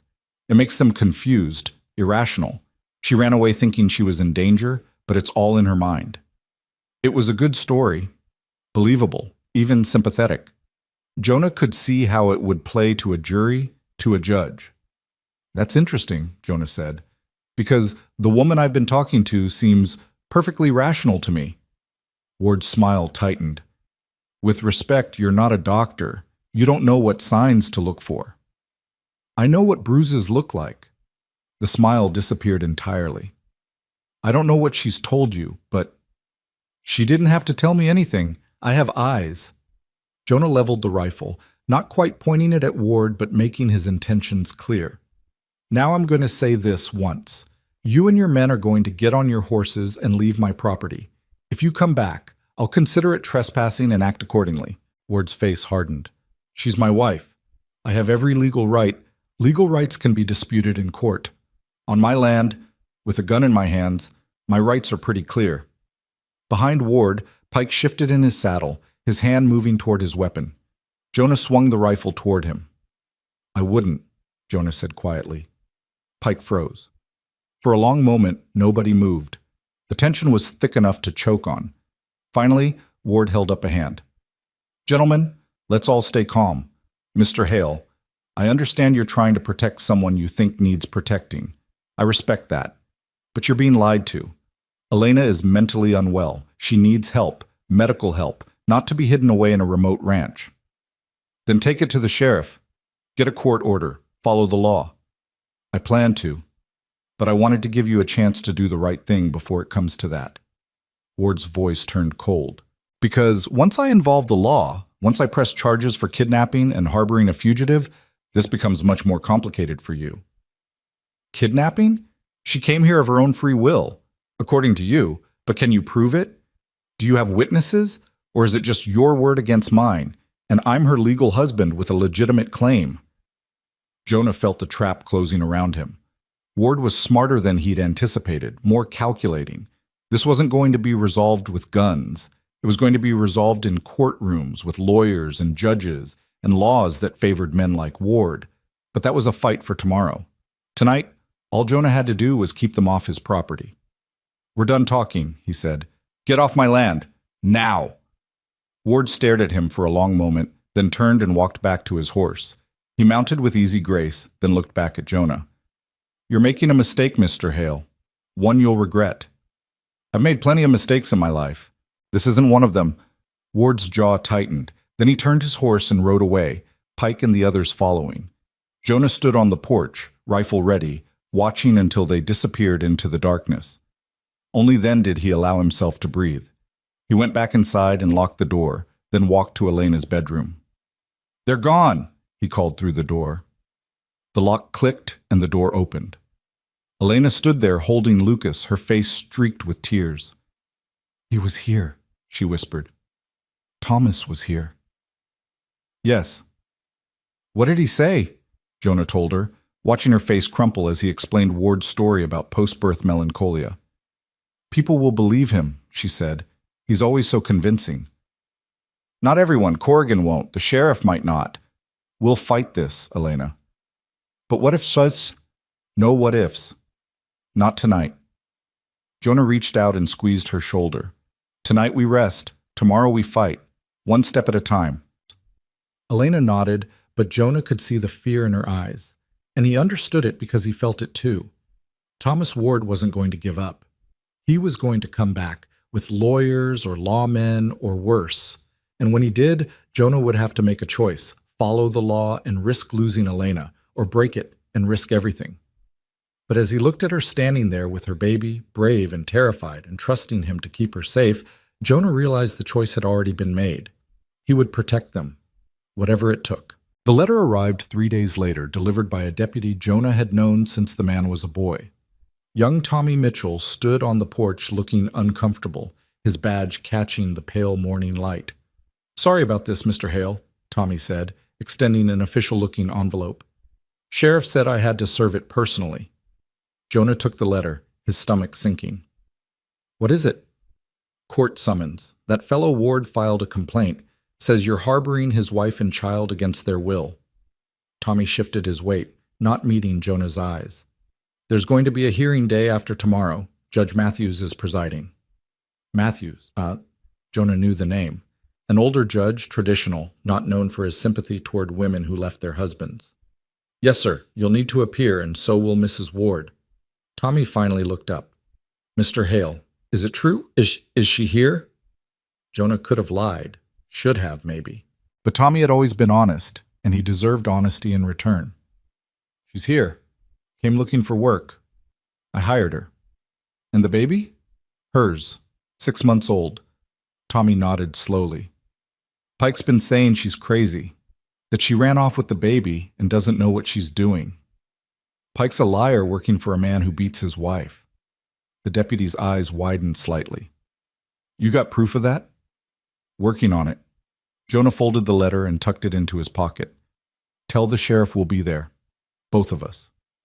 After Tommy left, Jonah found Elena in the kitchen, kneading bread dough with fierce concentration. Lucas was asleep in his basket nearby, oblivious to the storm gathering around them. That was the deputy, Jonah said. Elena's hand stilled in the dough. They're coming for us. Not yet, but there's a hearing, day after tomorrow. Judge wants to hear Ward's complaint. She pulled her hands from the dough and wiped them on her apron, leaving white streaks. What kind of hearing? Custody, I imagine. Ward's claiming I'm keeping you here against your will. That's a lie. I know. You'll need to tell that to the judge. Jonah pulled out a chair and sat down heavily. James Corrigan will represent you. He's good, Elena. One of the best. But will it be enough? She sank into the chair across from him, her face pale. Thomas is convincing. He'll have documents, witnesses. He'll paint me as an unstable woman who kidnapped her own child. Then we'll paint him as what he really is, a man who terrorized his wife. Elena's laugh was bitter. You think a judge will care about that? Women get beaten by their husbands every day, Jonah. It's practically expected. As long as they don't die, nobody intervenes. She was right, and they both knew it. The law was designed to protect men's rights over their families, not to protect families from men. We have to try, Jonah said. What's the alternative? You run again? Maybe. Maybe I take Lucas and disappear for good this time. Where would you go? I don't know. West, maybe. California. Somewhere far enough that Thomas can't find us. Jonah felt something twist in his chest at the thought of her leaving. In less than 2 weeks, Elena and Lucas had become woven into the fabric of his daily life. The house felt alive again, full of purpose and warmth. The thought of going back to the cold silence of before was unbearable. I don't want you to go, he said quietly. Elena's eyes met his, something vulnerable and raw in their gray depths. I don't want to go either, but I won't let you lose everything because of me. What if I think you're worth losing everything for? The words hung between them, heavy with meaning. Elena's breath caught. Jonah, I mean it. These past 2 weeks, having you here, having life in this house again. He stopped, struggling to find the right words. I was dead inside, Elena, just going through the motions. But you and Lucas, you reminded me what it feels like to care about something, someone. I'm not going to give that up without a fight. Tears spilled down Elena's cheeks. I care about you too. More than I should, probably. More than is smart. Since when has caring about someone been about being smart? She laughed through her tears, and Jonah found himself smiling despite everything. He reached across the table and took her hand, and this time when their fingers intertwined, it felt like a promise. We'll go to the hearing, he said. We'll tell the truth, and whatever happens, we'll face it together. Elena squeezed his hand. Together. The next day, Corrigan rode out to the ranch to prepare Elena for the hearing. He set up in Jonah's study, papers spread across the desk, and spent 3 hours taking her statement. Jonah waited in the kitchen, listening to the murmur of voices through the door, occasionally hearing Elena's voice crack with emotion. When they finally emerged, Elena looked exhausted but composed. Corrigan looked grimly determined. We have a case, the lawyer said, settling into a kitchen chair and accepting the coffee Jonah offered. Not a strong one, but a case nonetheless. Elena's testimony about the abuse is compelling. If we can get her in front of the judge, if she can speak clearly and calmly, we might have a chance. What about witnesses? Jonah asked. I've sent telegrams to Dr. Morrison in Clearwater and to Thomas Ward's mother. Morrison has agreed to provide a written statement about his suspicions regarding Elena's injuries. The mother hasn't responded yet. She won't, Elena said softly. She's too afraid of Thomas. Maybe, but I had to try. Corrigan pulled out another document. The problem we're facing is that Ward has legal standing. He's her husband. Lucas is his son. In the eyes of the law, they're his property. People aren't property, Jonah said sharply. In theory, no. In practice? Corrigan shrugged. The law sees it differently. Our best argument is that Ward abandoned Elena when he faked his death. That constitutes desertion, which could be grounds for dissolving the marriage. Elena leaned forward.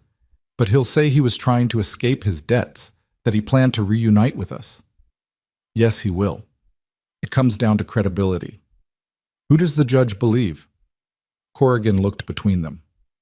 I won't lie to you. Judge Matthews is old-fashioned. He believes in the sanctity of marriage, in keeping families together. He's not going to be sympathetic to a wife who ran away, no matter the reason. Then we're fighting a losing battle, Elena said. Not necessarily. If we can prove Ward is dangerous, that returning Elena and Lucas to him would put them in harm's way, Matthews might rule differently. It's a long shot, but it's possible. After Corrigan left, Jonah and Elena sat together in the gathering darkness. Lucas was fussing and Elena picked him up, rocking him gently. I keep thinking about what happens if we lose, she said. We won't. But if we do? If the judge orders me to go back to Thomas? She looked down at Lucas, her face full of fierce love.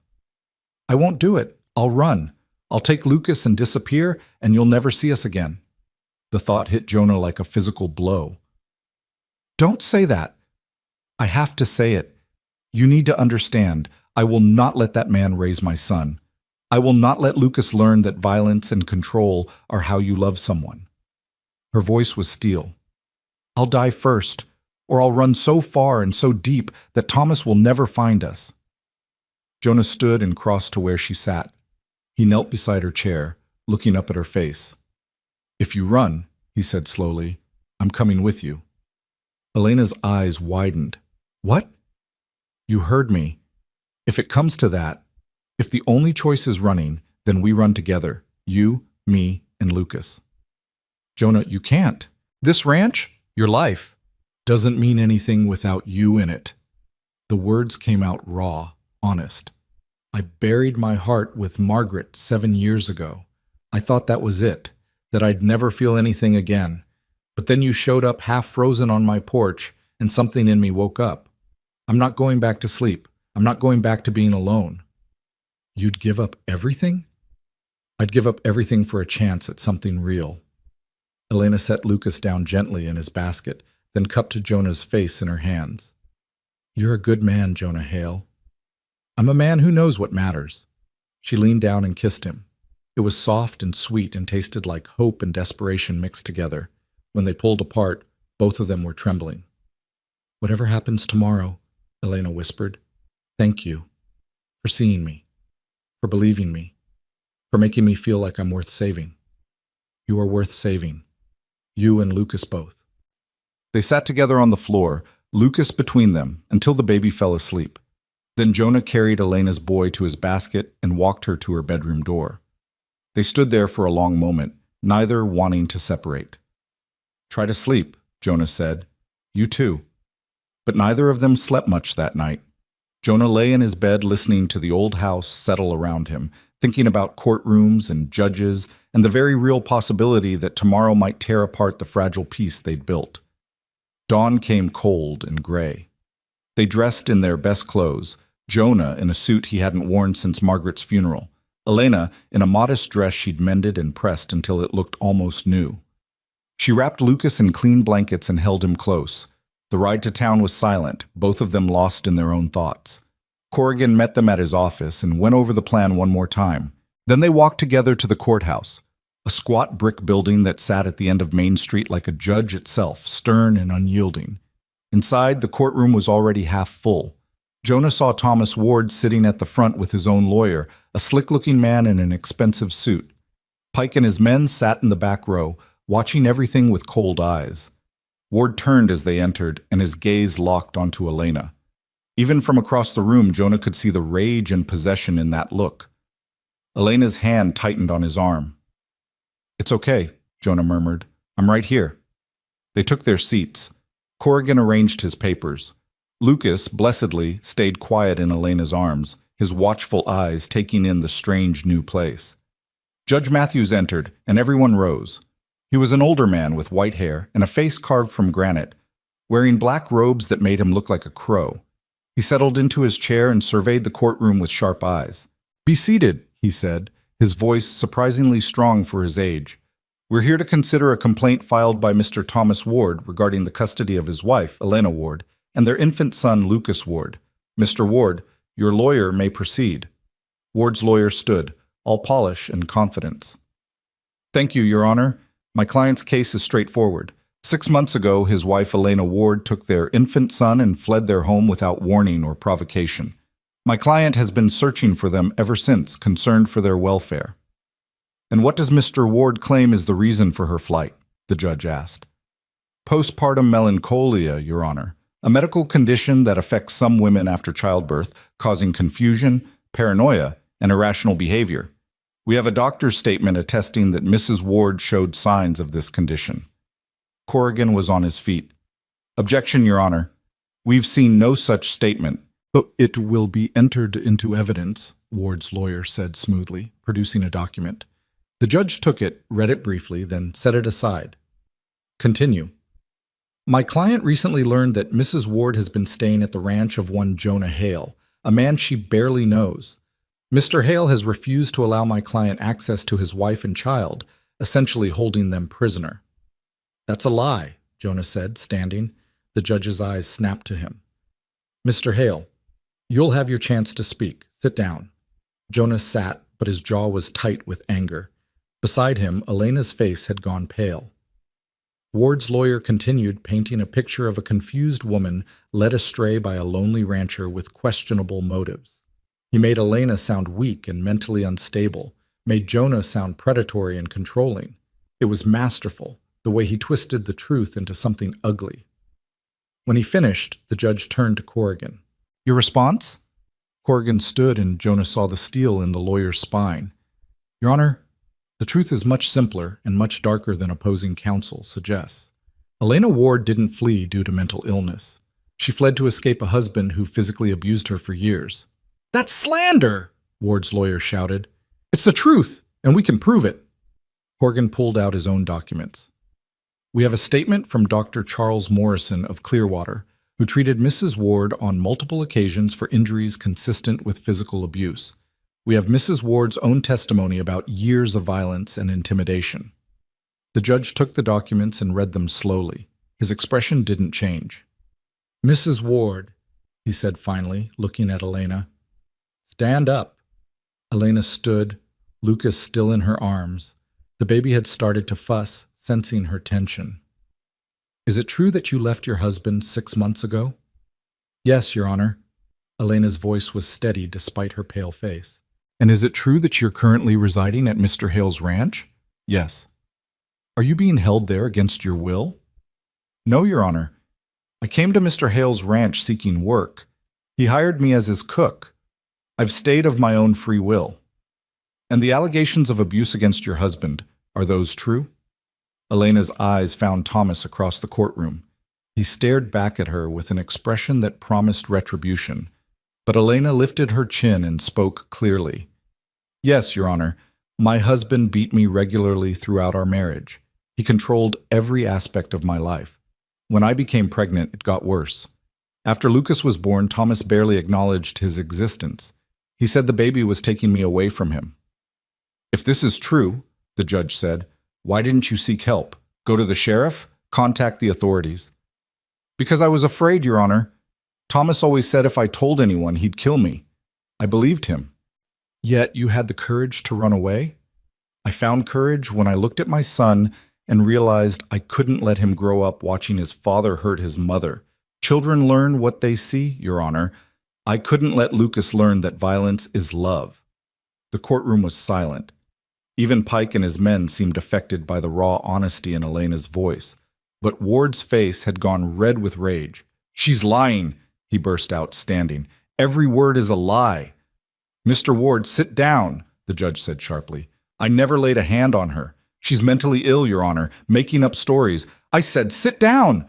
Ward sat, but his hands were clenched into fists.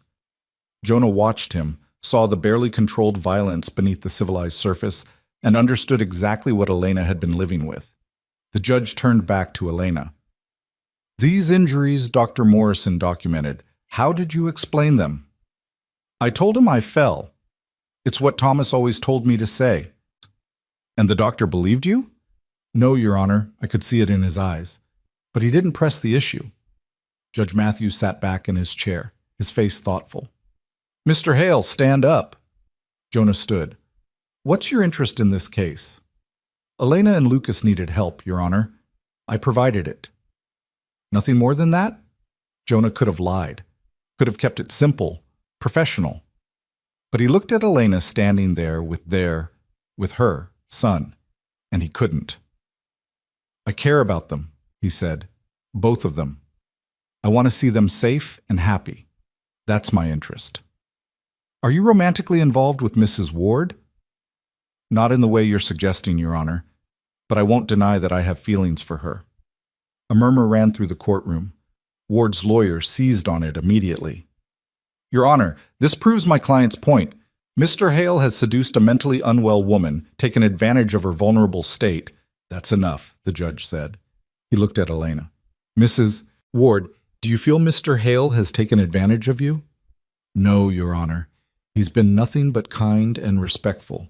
He gave me work when I needed it, shelter when I had nowhere else to go. He's asked nothing from me except honest work." "And your feelings toward him?" Elena's voice was clear and strong. "I respect him. I'm grateful to him. And yes, I care about him. He's shown me what kindness looks like, what it feels like to be valued rather than controlled." The judge was quiet for a long moment. Then he said, "I'd like to see the baby." Elena hesitated, then walked forward and placed Lucas in the judge's arms. The old man looked down at the infant with an expression that might have been softness. Lucas, for his part, stared up at the judge with those same watchful eyes that had struck Jonah that first night. The baby didn't cry, didn't fuss. He just looked, as if measuring the man who held his fate. "He's a handsome child," the judge said finally, handing Lucas back to Elena. "Healthy?" "Yes, Your Honor." "And you've cared for him alone these 6 months?" "Yes." Judge Matthews returned to his seat. "I'm going to hear from Mr. Ward now. Sir, stand up and tell me your side of this." Thomas Ward stood, and Jonah watched him transform. The rage disappeared, replaced by concern and sorrow. It was like watching an actor step into a role. "Your Honor," Ward said, his voice breaking slightly, "I love my wife. I love my son. When Elena left, I was devastated. I've spent every day since trying to find them, praying they were safe." "The allegations of abuse, are they false?" "Completely false, Your Honor. I never raised a hand to Elena. Never. We had disagreements, yes, like any married couple. But violence? Never." "Then how do you explain Dr. Morrison's statement?" "Elena was clumsy, Your Honor.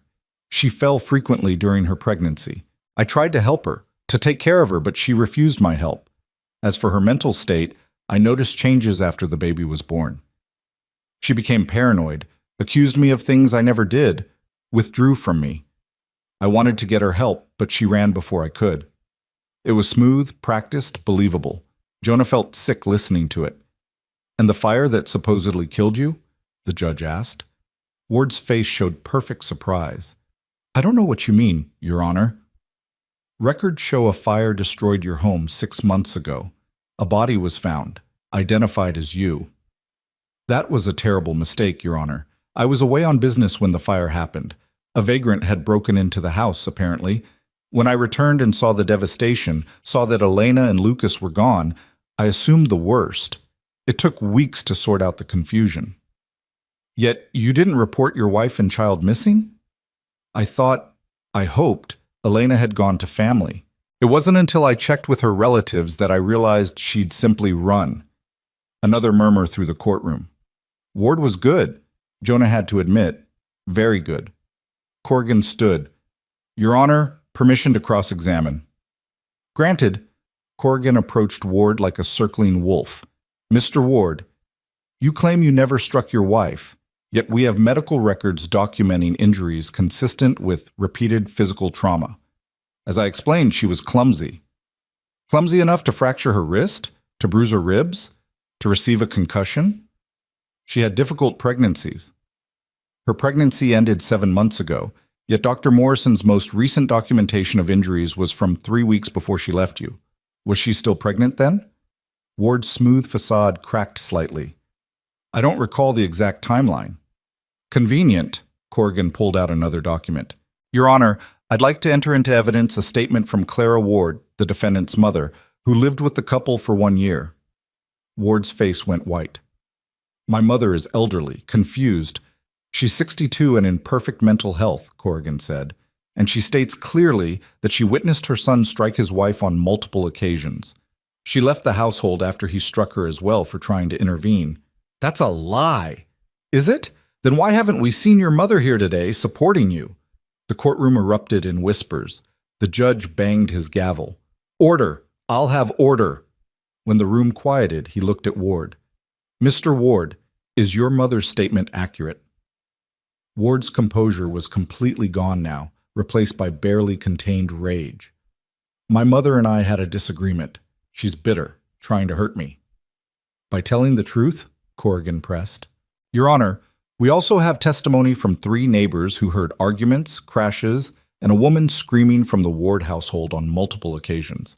They're lying, all of them, Ward's voice rose. This is a conspiracy, Your Honor. My wife has turned everyone against me. And there it was. The real Thomas Ward, the one Elena had been living with. The mask had slipped, revealing the rage underneath. Judge Matthews watched Ward carefully. Mr. Ward, sit down and control yourself. Ward sat, but his hands were shaking with fury. He stared at Elena with such hatred that Jonah instinctively moved closer to her. The judge reviewed his notes in silence. The entire courtroom held its breath. Finally, Matthews looked up. This is a difficult case, he said. On one hand, we have a legal marriage and a father's right to his child. On the other hand, we have concerning evidence of potential abuse and a mother's right to protect her son. Elena's hand found Jonah's, squeezing tight. However, the judge continued, I cannot ignore the weight of evidence presented by Mrs. Ward's counsel. Dr. Morrison's statement is particularly damning. Combined with the testimony from Mrs. Clara Ward and the neighbors, I find it more likely than not that Mr. Thomas Ward did indeed abuse his wife. Your Honor, Ward's lawyer started, I'm not finished. Given these findings, I'm issuing a temporary order of protection. Mrs. Elena Ward and her son Lucas are to remain in Mr. Hale's custody pending a full custody hearing, which I'm scheduling for 3 months from now. During this time, Mr. Ward is prohibited from approaching, contacting, or attempting to communicate with his wife or child. Relief flooded through Jonah, so intense it was almost painful. Beside him, Elena made a small sound, half sob, half laugh. This is outrageous, Ward shouted, on his feet again. She's my wife. That's my son. Mr. Ward, if you continue to disrupt these proceedings, I'll hold you in contempt. You can't do this. I have rights. And so does she. So does that child. The judge's voice was steel. Your behavior in this courtroom today has only reinforced my decision. A man who truly cares for his wife and child would show restraint, respect. You've shown nothing but rage and entitlement. Ward's face was purple with fury. This isn't over. I'll appeal. You'll do nothing that violates my order, or you'll find yourself in jail. Is that clear? Ward didn't answer, just stared at the judge with barely suppressed violence. Court is adjourned. We'll reconvene in 3 months. Matthews banged his gavel. As people started to file out, Jonah turned to Elena. She was crying, clutching Lucas to her chest. We won, she whispered. We actually won. For now, Corrigan cautioned, joining them. 3 months isn't permanent, but it's time. Time to build a stronger case. Time to gather more evidence. It's enough, Elena said. It's more than I hoped for. They started toward the exit, but Ward stepped into their path. Pike and his men moved up behind him, forming a wall of menace. This isn't over, Ward said, his voice low and dangerous. He looked at Elena with pure hatred. You're still my wife. That's still my son. And one way or another, I'm taking back what's mine. Jonah stepped between them. You heard the judge. Stay away from them. Or what? You'll protect them? Ward laughed, a harsh sound. You're nothing, a washed-up rancher playing hero. When I come back, and I will come back, you won't be able to stop me. Try it, Jonah said quietly. Please, try it. For a moment they stood there, two men on the edge of violence. Then Corrigan stepped between them. Gentlemen, this is still a courthouse. I suggest we all leave peacefully. Ward stared at Jonah for another long moment, then turned and stalked away, his men following. But at the door, he looked back one more time, and the promise in his eyes was clear. This was far from over. Outside, the winter air felt clean and cold after the stuffiness of the courtroom. Elena was still crying, but now there was relief mixed with the fear. Thank you, she said to Corrigan. Thank you so much. Don't thank me yet. We still have a fight ahead of us. The lawyer looked at Jonah. Keep her safe. Ward's not going to accept this decision quietly. I know. They said their goodbyes and climbed into Jonah's wagon for the ride home. As they left town, Jonah noticed Pike watching from the saloon window, his eyes tracking their departure. The ride back to the ranch was quiet. Lucas had fallen asleep, exhausted from the day. Elena held him close, her eyes distant. What are you thinking? Jonah asked. That we have 3 months. 3 months to figure out how to make this permanent. She looked at him. 3 months before Thomas comes back. Then we use those 3 months well. We gather evidence, we build our case, we prepare. And if it's not enough? Jonah thought about his earlier promise, about running if they had to. But he didn't want to run. This was his land, his home, and now it was their home too. Then we make it enough, he said. Whatever it takes. Elena reached over and took his hand. They rode the rest of the way home like that, fingers intertwined, facing an uncertain future together. When they arrived at the ranch, the sun was setting, painting the snow in shades of orange and gold. The house looked solid and welcoming, smoke curling from the chimney where Jonah had banked the fire that morning. Inside, Elena put Lucas down for the night, then came back to the kitchen where Jonah was making coffee. I keep waiting for the relief to hit, she said. But all I feel is dread, like this is just the calm before the storm. Maybe it is, Jonah said, but we'll weather the storm. We've come this far. Elena moved closer to him, and Jonah set down his coffee cup. She looked up at him with those gray eyes, now filled with something warm and grateful and deeper than simple appreciation. When I walked up to your door that first night, she said softly, I thought I was just looking for shelter, a job, a place to hide. I never expected to find... She stopped, struggling with the words. To find what? Home. Hope. You. Jonah cupped her face gently. I never expected to find you either, never expected to feel anything again, but here we are. Here we are, she echoed. He kissed her then, properly this time, not the desperate kiss of the night before, but something slower, deeper, full of promise. When they pulled apart, both of them were trembling. 3 months, Elena whispered. We have 3 months to figure out how to keep this. Keep us. Then we'll make them count. They stood together in the kitchen, holding each other as darkness fell outside and the wind picked up, howling around the corners of the house. Somewhere out there, Thomas Ward was planning his next move, plotting how to take back what he considered his property. But in this moment, in this house, Elena and Lucas were safe, and Jonah would do whatever it took to keep them that way, even if it meant stepping into a fight he might not win. Even if it meant risking everything he'd built in the 7 years since Margaret died. Because some things were worth fighting for. And the woman in his arms, and the baby sleeping down the hall, they were worth everything. The first week after the hearing passed in tense vigilance.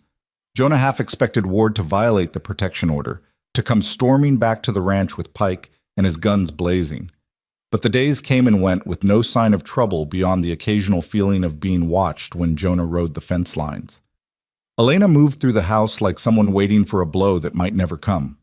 She cooked and cleaned with the same efficiency as before, But Jonah noticed how she'd pause at windows, how her hand would drift to the pistol he'd insisted she keep in her apron pocket, how she'd count the hours until he came back from working the land.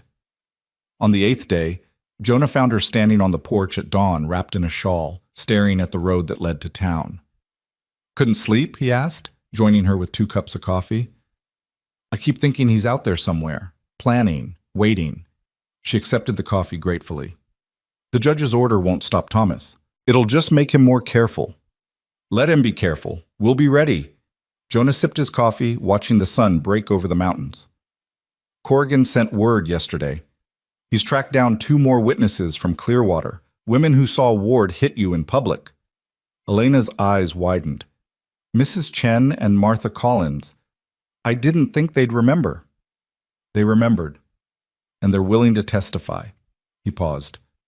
"Your mother-in-law also agreed to give a full deposition. Clara Ward is coming to town next month." "She is?" Elena's voice caught. "Clara was always kind to me. When Thomas hit her, I begged her to stay, to help me find a way out.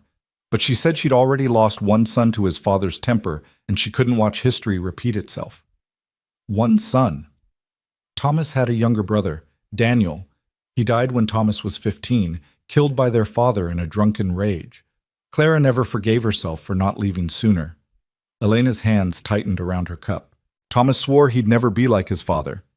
"But he was." "He is." Jonah absorbed this, another piece of the puzzle falling into place. Violence passed down like inheritance, each generation learning from the last until someone had the courage to break the chain.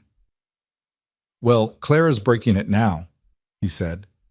"Her testimony will carry weight with the judge. If we make it to the next hearing, we will." Elena turned to look at him, and in the early morning light, her face was shadowed with doubt. "You can't know that, Jonah.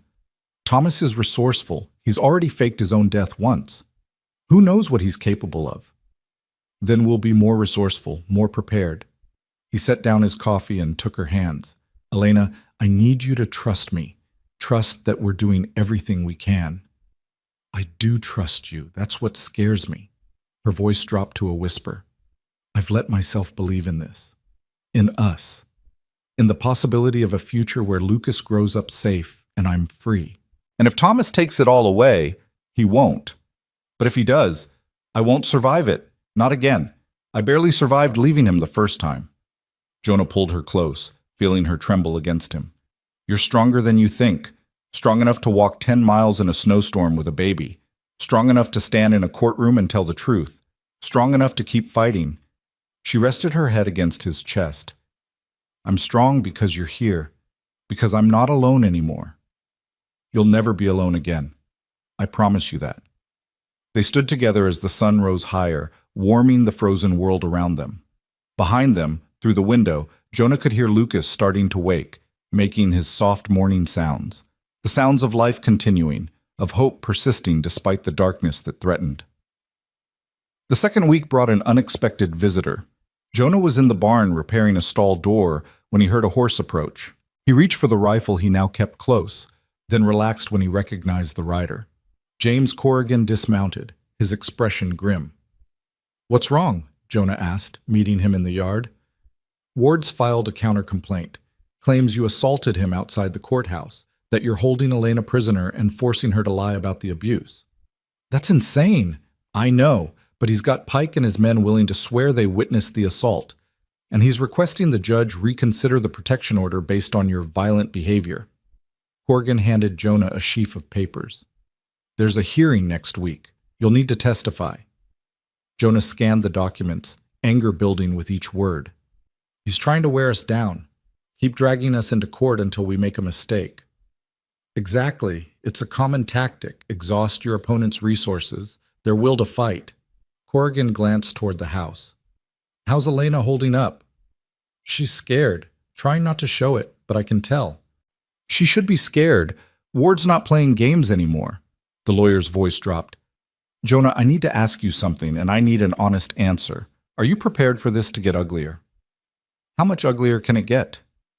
"Ward's lawyer is hinting at bringing adultery charges against Elena. Claims she abandoned her marriage to pursue a relationship with you.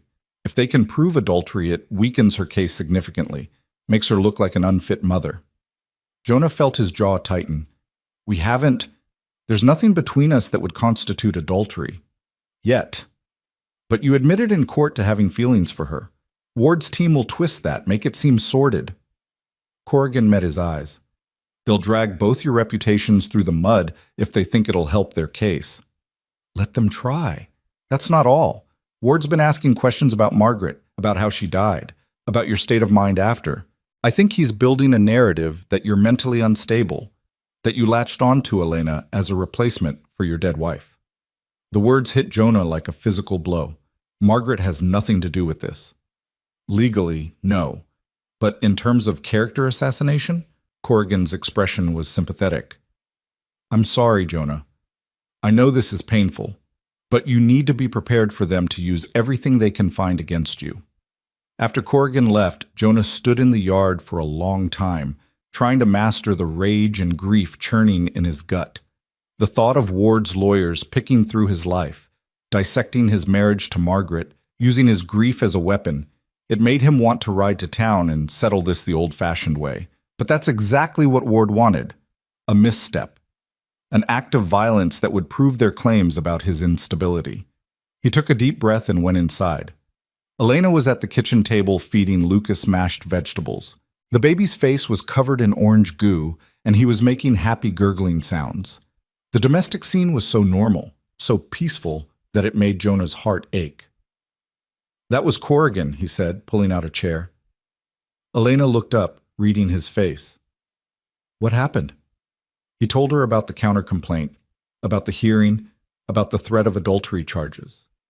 With each word, he watched the color drain from her face. They're going to make me look like a whore, she said quietly. An unfaithful wife who abandoned her husband for another man. That's not true.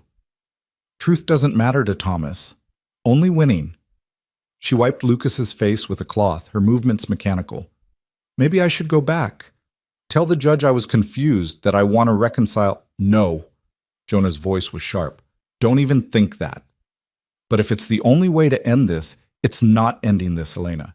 It's surrendering. And surrender means going back to being beaten, controlled, living in fear. Is that what you want for Lucas? To watch his father abuse his mother? Tears spilled down her cheeks. No, of course not. But I can't keep dragging you into this. They're attacking you now, using Margaret's memory against you. Let them. I can take it. He reached across the table and took her hand. What I can't take is the thought of you giving up, of that bastard winning. He always wins, Jonah. That's what he does. He breaks people down until they have nothing left to fight with. Then he's never fought someone like me. Elena looked at him with red-rimmed eyes. Why are you doing this? Really? You could wash your hands of this whole mess. Tell the judge you don't want to be involved anymore. Go back to your quiet life. Because that quiet life was killing me. Jonah squeezed her hand. You and Lucas woke me up. Made me remember what it feels like to care about something beyond just surviving day to day. I'm not going back to that half-life, I won't. Even if it costs you everything? You keep asking me that, and my answer's always the same. You're worth it, both of you. Lucas chose that moment to bang his spoon on the table, spraying vegetable mash everywhere. Despite everything, Elena laughed, a small, broken sound that was still somehow full of hope. He's going to be a handful when he's older, she said, wiping the mess. Good. World needs more people who don't take things lying down. Jonah watched her with the baby, saw the fierce love in every gesture. We're going to win this, Elena. We're going to get through the hearing, build our case, and when that final custody decision comes, you're going to walk out of that courtroom as a free woman. And then what? Then we figure out what comes next, together. The word hung between them, heavy with possibility. Elena's eyes searched his face. You mean that?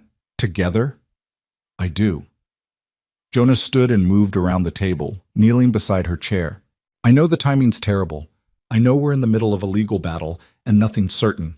But I need you to know, when this is over, when you're free and safe, I want you to stay, not as my cook, as what?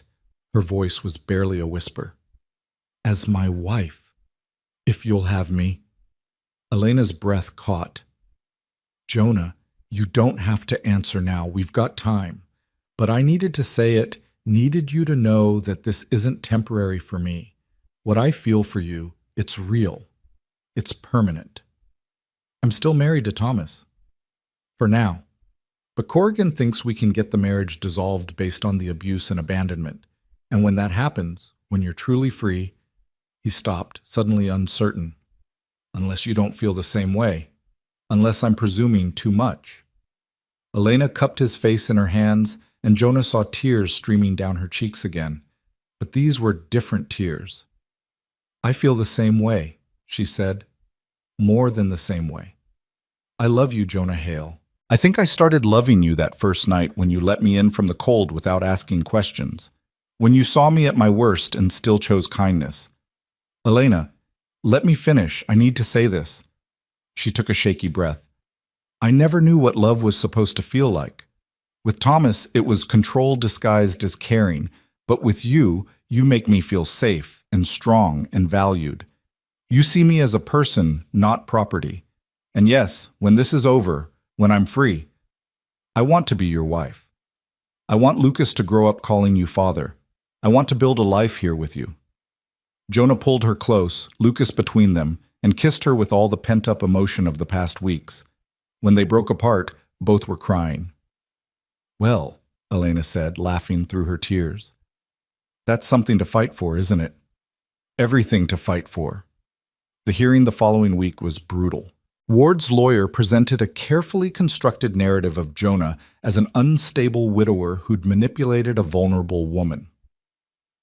They brought up Margaret's death, suggested Jonah had never properly grieved, implied his judgment was compromised by loneliness and desperation. Pike testified that he'd witnessed Jonah threaten Ward outside the courthouse. The other hired men corroborated the story, their lies smooth and practiced. But Corrigan was ready. He cross-examined each witness methodically, poking holes in their timeline, highlighting the financial arrangement between Ward and his hired men, questioning their credibility. When it was Elena's turn to testify, she spoke clearly and calmly about the first time Thomas hit her, about the pattern of abuse that followed, about her decision to leave. Ward's lawyer tried to rattle her, suggesting she was lying, but Elena didn't break. I am not lying, she said, her voice steady. And I am not mentally ill. I am a woman who survived years of abuse and found the courage to escape. That's not weakness, that's strength.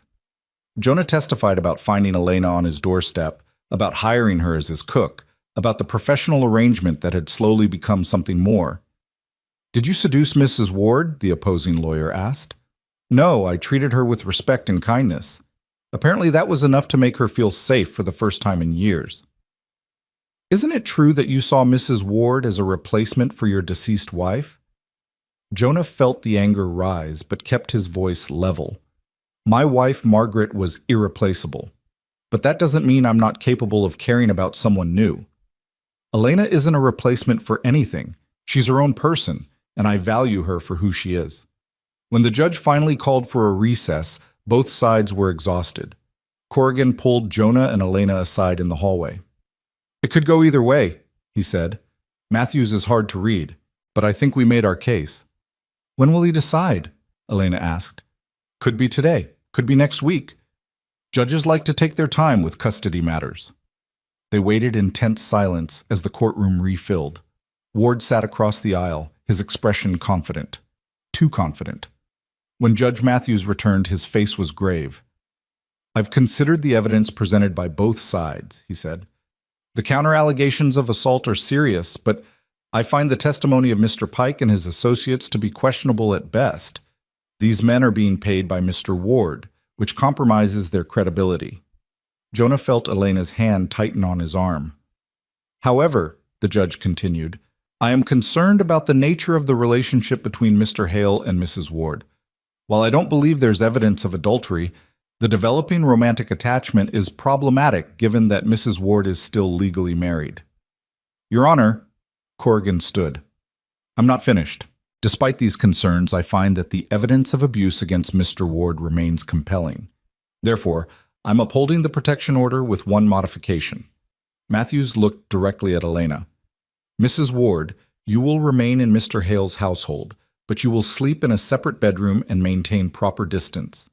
Any evidence of impropriety will result in an immediate review of this arrangement. Is that understood? Yes, Your Honor, Elena said quietly. Good. The full custody hearing remains scheduled for 2 months from now. Both parties are to avoid contact except through legal counsel. Court dismissed. Outside, Elena sagged against Jonah. 2 more months. We can do 2 months. Can we? Jonah, he's watching us now, looking for any excuse to claim impropriety. How are we supposed to… She stopped, aware of people passing by. We'll be careful, Jonah said. We'll follow the judge's instructions to the letter, and in 2 months this will be over. But as they climbed into the wagon for the ride home, Jonah saw Pike watching from across the street. The hired gun tipped his hat in mock courtesy, and Jonah understood the message clearly. They'd be watching, waiting, looking for any misstep. That night, after Lucas was asleep, Jonah and Elena sat in the kitchen drinking coffee and not touching, painfully aware of the space between them that the judge's order had mandated. This is ridiculous, Elena said. We're adults. We should be able to sit in the same room without it being considered improper. The judge is protecting his decision, making sure Ward can't claim we're acting inappropriately. I know. But it feels like even here, in your house, Thomas is controlling what I can and can't do. Jonah wanted to reach for her hand, but didn't. It's temporary, just until the final hearing. And what if we lose the final hearing? What if the judge decides that despite the abuse, Lucas belongs with his father? Then we appeal. We keep fighting. For how long? How many courtrooms? How many judges? Elena's voice rose with frustration. I'm tired, Jonah. Tired of fighting, tired of being afraid, tired of having to prove that I deserve to keep my own child. I know, but… The sound of breaking glass cut him off. Jonah was on his feet instantly, rifle in hand, moving toward the sitting room where the noise had come from. Elena followed, her own pistol drawn. The window was shattered, cold air pouring in. On the floor lay a rock wrapped in paper. Jonah picked it up carefully, unfolded the note. The message was short and written in crude block letters. Tick-tock, time's running out. Elena's face had gone white. He was here, right outside the house. Jonah moved to the broken window and scanned the darkness outside. Nothing moved, but that didn't mean no one was out there. Stay here, he said. Keep the gun ready. Jonah, don't… But he was already out the door, moving into the night with his rifle raised. He circled the house, checking for tracks, for any sign of the intruder. He found boot prints in the snow beneath the broken window, leading away toward the tree line. Jonah followed them for 100 yards before they disappeared onto rocky ground where snow hadn't settled. Whoever had thrown the rock was long gone. When he returned to the house, Elena was standing in the kitchen with Lucas in her arms. The baby was crying, frightened by the crash and the tension. Nothing, Jonah said. Whoever it was is gone. But they'll be back. Elena rocked Lucas mechanically. This is just the beginning. Thomas wants us to know he can get to us anytime he wants. Jonah set down the rifle and moved to board up the broken window. As he worked, his mind raced. The protection order meant Ward couldn't approach Elena directly, but it didn't stop him from sending his hired men to intimidate them. We need to report this to the sheriff, Elena said. And tell him what? Someone threw a rock through my window? Without proof it was Ward or his men, there's nothing the sheriff can do. So we just sit here and wait for the next threat? No. Jonah finished securing the board and turned to face her. We go on the offensive. What do you mean? Ward wants us scared, wants us to make a mistake. Instead, we show him we're not afraid. We gather our evidence, we build our case, and we go into that final hearing so prepared that there's no way we can lose. Elena looked skeptical. And in the meantime, we're careful. We follow every rule the judge laid out. We don't give Ward anything he can use against us. Jonah's voice softened. I know it's hard. I know you're tired. But we're so close, Elena. 2 more months and you're free. She looked down at Lucas, who had finally stopped crying and was watching them with those same alert eyes. I want to believe that. Then believe it. Believe in us. The weeks that followed tested them in ways neither had anticipated. They maintained strict propriety, separate bedrooms, no physical contact beyond the occasional accidental brush of hands. Conversations kept businesslike whenever possible, but the tension built like water behind a dam. Every glance lingered too long. Every word carried unspoken meaning. The space between them hummed with everything they couldn't say, couldn't do. Ward's harassment continued. Rocks through windows became a regular occurrence. Once, Jonah found his fence cut, his cattle wandering. Another time, someone poisoned his well, forcing him to haul water from the creek for a week, while Corrigan filed complaints that went nowhere. The sheriff was sympathetic, but helpless without proof. And Ward was too smart to get caught. Through it all, Elena remained strong. She cooked and cleaned and cared for Lucas with the same dedication as always. But Jonah could see the toll it was taking, the shadows under her eyes, the way she startled at sudden noises, the exhaustion that never quite left her face. 1 month before the final hearing, Clara Ward arrived in town. Corrigan arranged a meeting at his office, and Jonah brought Elena and Lucas. Clara was a thin woman in her 60s with gray hair and kind eyes that reminded Jonah painfully of Elena's. When she saw her grandson for the first time, she burst into tears. "He's beautiful," she said, holding Lucas with trembling hands. "He looks like Daniel did at this age." "Your other son," Elena said softly. "Yes." Clara's face was full of old grief. "The boy my husband killed. The boy I failed to protect." "You didn't fail him, Clara. His father... I should have left sooner. Should have taken both my boys and run, but I was afraid. Thought I had nowhere to go, no way to survive. So I stayed, and Daniel paid the price." She looked at Elena with fierce determination. "I won't let history repeat itself. Thomas is his father's son, no matter how much he claims otherwise, and I'll tell that to any judge who asks." Over the next 2 hours, Clara gave her deposition. She spoke clearly about witnessing Thomas hit Elena, about the bruises she'd seen, about the time he'd struck her for trying to intervene. "He said I was interfering in his marriage," Clara recalled. "Said what happened between a man and his wife was private. When I told him he was becoming his father, he hit me so hard I saw stars. I packed my things that night and never went back." "Why didn't you try to help Elena leave?" Corrigan asked gently. "Because I'm a coward." Clara's voice broke.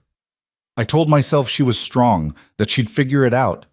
But the truth is, I was too afraid of my own son to stand up to him. It's taken me 6 months to find the courage to be here now." "You're here now," Elena said. "That's what matters." Clara gripped her hand. "When this is over, when you're free, I'd like to be part of Lucas's life. If you'll let me. I know I don't deserve it. You're his grandmother. Of course you'll be part of his life." The two women embraced, and Jonah had to look away from the raw emotion in the moment. After Clara left, Corrigan reviewed the case with them one more time. With Clara's testimony, the statements from the neighbors and Dr. Morrison, and the documented harassment since the first hearing, we have a strong case. Stronger than before. "Strong enough to win?" Jonah asked. "I think so, but I need to prepare you for the possibility that we don't. Matthews is old school. He might still rule that a child belongs with his father, abuse or not." "Then we appeal," Elena said. "We take it to a higher court." "That could take months, years even." "I don't care. I'll fight for as long as it takes." Corrigan smiled. "That's the spirit. But let's win this one first, shall we?" The night before the final hearing, Jonah couldn't sleep. He lay in his bed listening to the house settle, thinking about everything that had led to this moment. Margaret's death 7 years ago, the long, cold years of isolation, Elena appearing on his doorstep like an answer to a prayer he hadn't known he was making. Around midnight, he heard soft footsteps in the hallway. His door opened quietly, and Elena slipped inside. "We shouldn't," Jonah said, sitting up. "I know, but I can't sleep, and I can't face tomorrow alone." She moved to his bed and sat on the edge, careful not to touch him.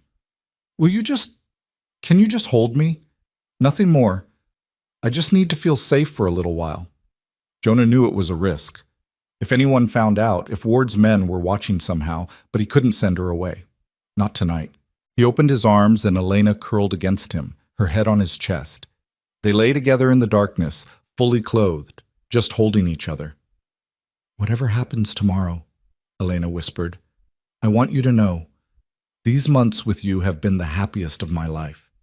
You gave me hope when I thought I had none left.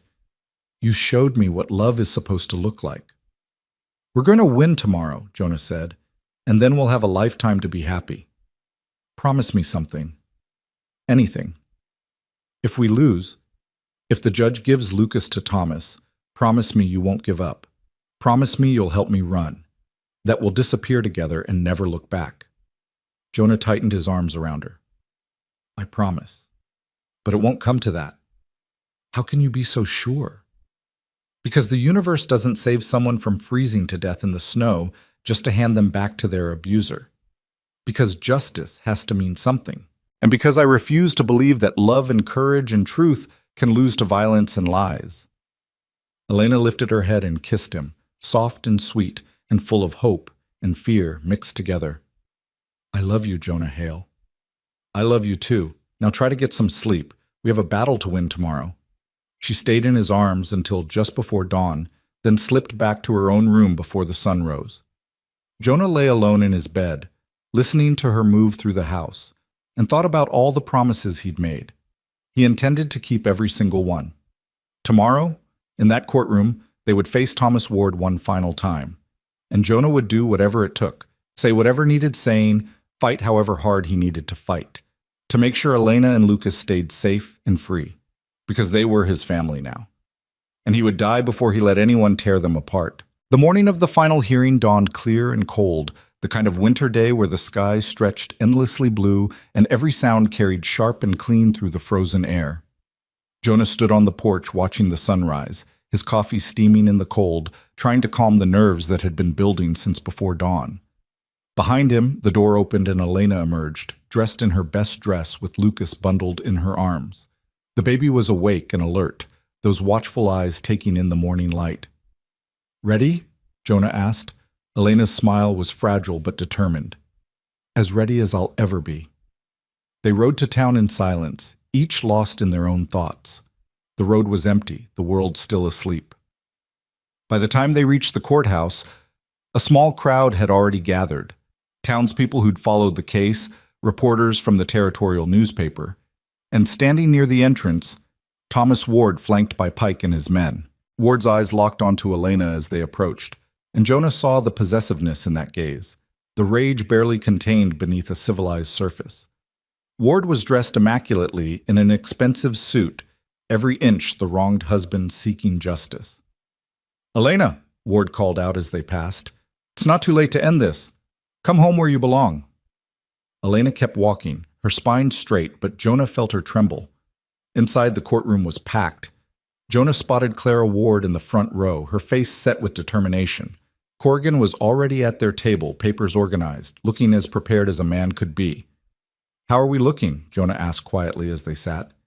"Good, strong, but Matthews is unpredictable." Corrigan glanced at Elena.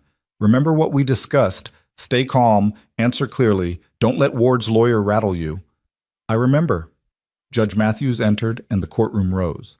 The old judge settled into his chair with a heavy sigh, as if already weary of what was to come. "We're here for the final custody hearing in the matter of Ward versus Ward," he said. "I've reviewed all the documentation submitted by both parties. This is a serious matter involving the welfare of a child, and I expect both sides to conduct themselves with appropriate gravity. Mr. Caldwell, you may begin." Ward's lawyer stood, smoothing his expensive suit. "Your Honor, my client's position is simple and supported by law. Thomas Ward is the legal father of Lucas Ward. He is the legal husband of Elena Ward. Despite the accusations leveled against him, he has never been convicted of any crime. He seeks only what is rightfully his, the return of his family." "And the allegations of abuse?" Matthews asked. "Unproven, Your Honor. We have hearsay, we have assumptions, but we have no police reports, no arrests, no convictions. What we do have is evidence of a woman who abandoned her marriage and her legal obligations, who has developed an inappropriate relationship with another man while still legally married." Corrigan was on his feet. "Objection, Your Honor. Mrs. Ward's relationship with Mr. Hale has been entirely proper and occurred only after she fled an abusive situation." "Save it for your turn, Mr. Corrigan." Matthews waved him down. Continue, Mr. Caldwell. Caldwell called his first witness, a doctor from Clearwater who'd treated Elena during her pregnancy but who claimed he'd never seen evidence of abuse. Did Mrs. Ward ever complain of being struck by her husband? Caldwell asked. No, sir. She said she was clumsy, that she fell frequently. And you believed her? I had no reason not to. But on cross-examination, Corrigan dismantled the testimony. Doctor, in your medical opinion, were Mrs. Ward's injuries consistent with simple falls? They could have been. That's not what I asked. Were they consistent with simple falls, or could they have been caused by deliberate strikes? The doctor hesitated. Both are possible. Did you document your suspicions in her medical file? Yes, I noted that some injuries seemed unusual. Unusual how? The pattern, the frequency. Falls don't typically result in bruising to the upper arms, the ribs, the back. Where do such bruises typically come from, doctor? From being grabbed, struck, pushed. Murmurs rippled through the courtroom. Ward's face had gone red. Corrigan called Clara Ward next. The older woman walked to the stand with her head high, and when she was sworn in, her voice was steady. Mrs. Ward, you're the defendant's mother, is that correct? Yes. And you lived with your son Thomas and his wife Elena for approximately 1 year? Yes, I did. During that time, did you witness your son strike his wife? Clara's eyes found Thomas in the courtroom. For a moment, mother and son stared at each other across the space. Then Clara spoke clearly. Yes, multiple times. He would hit her for small things, burning dinner, speaking out of turn, looking at him the wrong way. I tried to intervene, and he struck me as well. Why didn't you report this to the authorities? Because I was afraid of my son. Because I'd already lost one child to violence and couldn't face losing another. Her voice broke. But I can't stay silent anymore. Not when my grandson's welfare is at stake. Thomas Ward stood abruptly. You're a liar, a bitter old woman trying to punish me because you couldn't save Daniel. Mr. Ward, sit down, Matthews banged his gavel. One more outburst and I'll hold you in contempt. Ward sat, but his hands were clenched into fists, his face twisted with rage. Jonah saw it clearly now, the mask slipping, revealing the violence underneath. And more importantly, the judge was seeing it too. Corrigan continued methodically through his witnesses.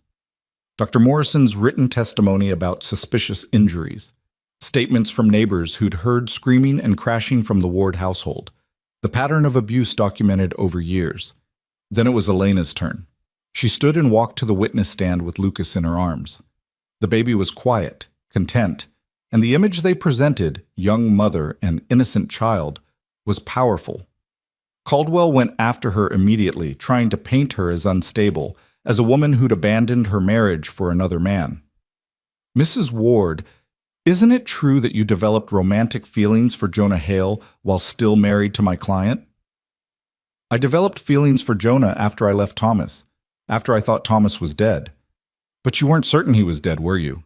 You hoped he was dead. I hoped I was free from abuse. Yes.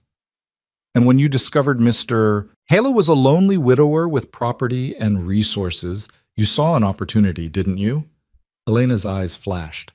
I saw a man who treated me with kindness, who didn't see me as property to be controlled. That's not an opportunity, Mr. Caldwell. That's basic human decency, which your client never showed me.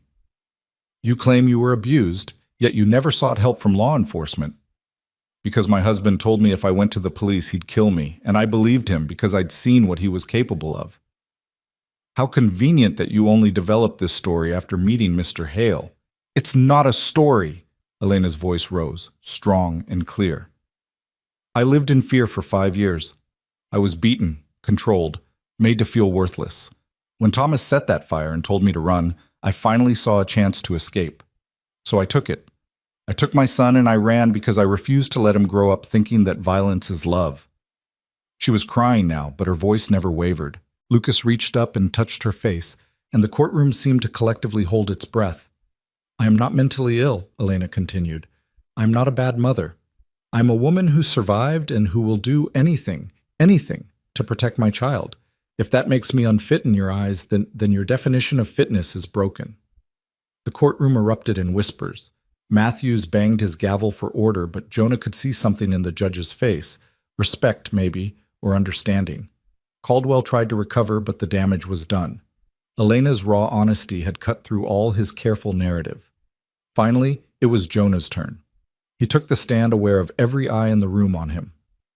"Mr. Hale," Caldwell began, "you admit to having romantic feelings for a married woman?" "I have feelings for Elena, yes, but those feelings developed after she came to me seeking work, after I learned about her situation." "How convenient. A beautiful woman appears on your doorstep, and suddenly you're willing to risk everything, your reputation, your property, your freedom, to help her. What do you expect in return?" "Nothing." "Nothing? You expect me to believe—" "I expect you to believe that some people do the right thing because it's right, not because they expect payment." Jonah's voice was steady. "Elena needed help. I was in a position to provide it, that's all. Isn't it true that you saw Mrs. Ward as a replacement for your deceased wife?" The question hit like a physical blow, but Jonah had been prepared for it. "My wife, Margaret, was irreplaceable. Her death left a hole in my life that nothing can fill." He paused, choosing his words carefully.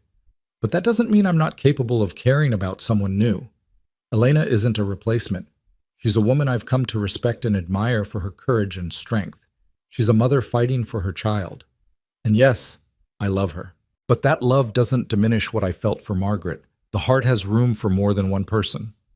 He looked directly at Elena as he said it, saw the tears streaming down her face. "If the court grants custody to Mrs. Ward," Caldwell pressed, "what are your intentions? To support her in any way she needs, to provide a home for her and Lucas, and if she'll have me, when she's legally free to do so, to marry her." The courtroom burst into conversation. Matthews banged his gavel repeatedly. When order was finally restored, the judge looked at both lawyers. Closing arguments. Caldwell went first, making a passionate case for traditional family values, for a father's rights, for giving Thomas Ward another chance. Then Corrigan stood, and his voice was quiet but powerful. "Your Honor, this case isn't about tradition or rights or second chances. It's about safety. It's about a child's welfare. The evidence is overwhelming that Thomas Ward abused his wife for years.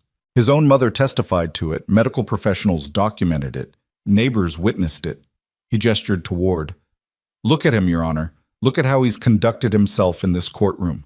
The outbursts, the barely controlled rage. Is that the behavior of a man who should have custody of an infant? Now look at Elena Ward, a woman who walked 10 miles through snow to find work. Who had the courage to testify despite her fear? Who put her child's welfare above everything else? She's not perfect, Your Honor, but she's a good mother, and Lucas deserves to grow up safe, in a home without violence." Corrigan sat down, and the courtroom fell silent. Judge Matthews reviewed his notes for what felt like hours. Finally, he looked up. "I've considered all the evidence presented. This has been one of the more difficult cases I've presided over." He paused. "Mr. Ward, I find your testimony less than credible. Your behavior in this courtroom has been erratic and concerning. The weight of evidence suggests you did indeed abuse your wife, regardless of whether you were ever formally charged." Ward started to stand, but his lawyer pulled him back down. "Mrs. Ward," Matthews continued, "I find your testimony compelling and consistent with the documented evidence. While your decision to leave was legally complicated, I believe it was motivated by genuine fear for your safety and your child's welfare." Elena's hand found Jonah's under the table, gripping tight. "Therefore, I am granting full custody of Lucas Ward to his mother, Elena Ward. Mr. Ward, you are prohibited from contacting, approaching, or communicating with your former wife or child. This order is permanent and enforceable in all territories." The courtroom erupted. Elena collapsed against Jonah, sobbing. Clara Ward was crying openly. Ward was shouting something, but Jonah couldn't hear it over the noise. Matthews banged his gavel. "Furthermore, I am dissolving the marriage between Thomas and Elena Ward on grounds of abuse and abandonment.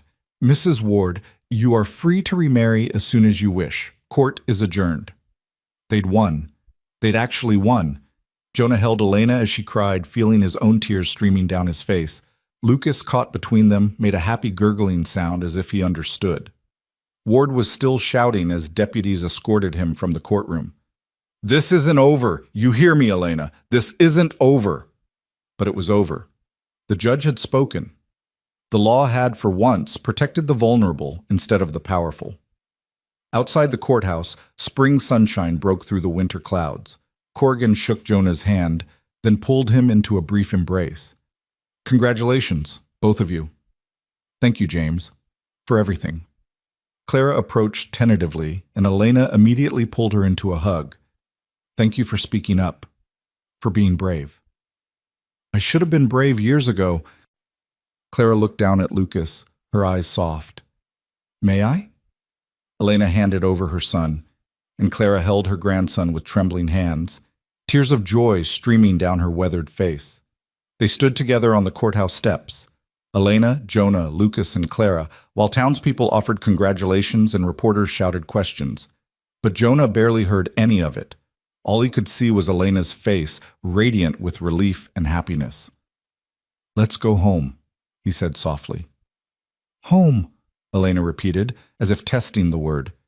"Yes, let's go home." The ride back to the ranch felt different from every other trip they'd made. The tension that had been their constant companion for months was finally gone. Elena sat close to Jonah, Lucas on her lap, and they talked about the future, about spring planting, about fixing up the spare bedroom for Lucas, about a wedding come summer when the wildflowers bloomed. When they reached the ranch, Jonah helped Elena down from the wagon, and for a moment they just stood there looking at the house that had become their sanctuary. "It's really over," Elena said wonderingly. "I'm free." "You're free." She turned to him, her face serious. "I meant what I said before. I love you, Jonah Hale, and I want to build a life with you, raise Lucas here, maybe give him brothers and sisters someday." "Is that a proposal?" Jonah teased gently. "Maybe, if you're not going to make one." Jonah laughed and pulled her close, careful of the baby between them. "Elena Ward, soon to be Elena Hale, will you marry me? Will you let me be Lucas's father and build a family with me in this house? Will you fill it with light and laughter and love the way you've already started to?" "Yes," she whispered. "Yes to all of it." He kissed her there in the yard, with the spring sun warming their faces and Lucas making happy sounds between them. And for the first time in 7 years, Jonah felt complete. The weeks that followed were a blur of preparation and healing.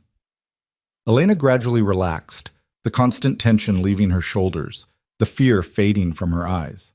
She smiled more, laughed more, moved through the house like she truly belonged there. Lucas started pulling himself up on furniture, taking his first wobbling steps while Jonah and Elena watched with pride.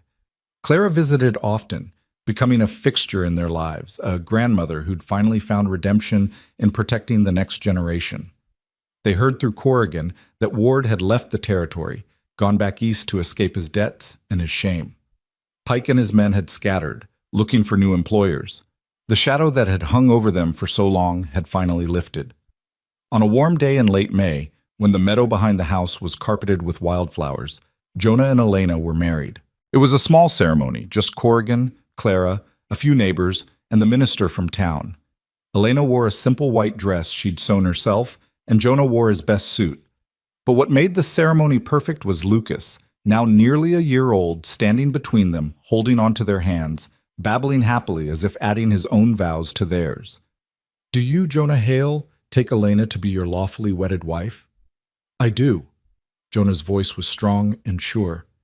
"And do you, Elena, take Jonah to be your lawfully wedded husband?" "I do."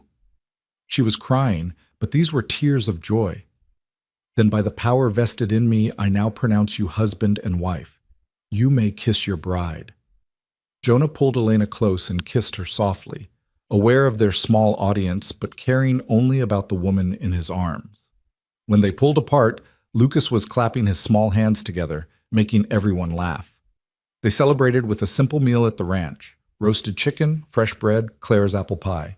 As the sun set, painting the sky in shades of orange and gold, the guests departed one by one until only Jonah, Elena, and Lucas remained. Elena put Lucas to bed in his newly painted room, singing him a lullaby that Margaret had once sung to Jonah. It didn't hurt to hear it anymore. Instead, it felt like the past and present weaving together, like Margaret giving her blessing to this new family. When Elena emerged from Lucas's room, she found Jonah standing on the porch watching the stars come out.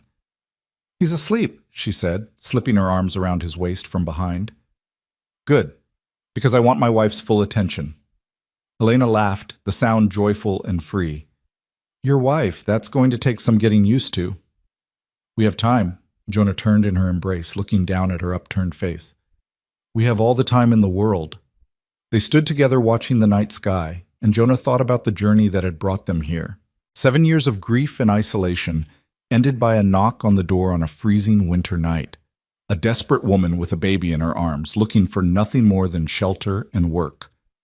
But what she'd found, what they'd both found, was so much more. She'd found safety, freedom, and love. He'd found a reason to live again, to hope again, to open his heart to the possibility of happiness. "What are you thinking?" Elena asked, resting her head against his chest. "That I'm grateful you knocked on my door that night." "So am I. Best decision I ever made." "Coming here?" "No." She looked up at him, her gray eyes reflecting the starlight. "Choosing to keep fighting, to believe I deserved better, to hope that somewhere out there was a life worth living."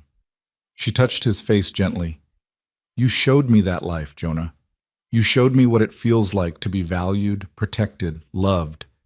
You gave me and Lucas a home. You gave me the same thing.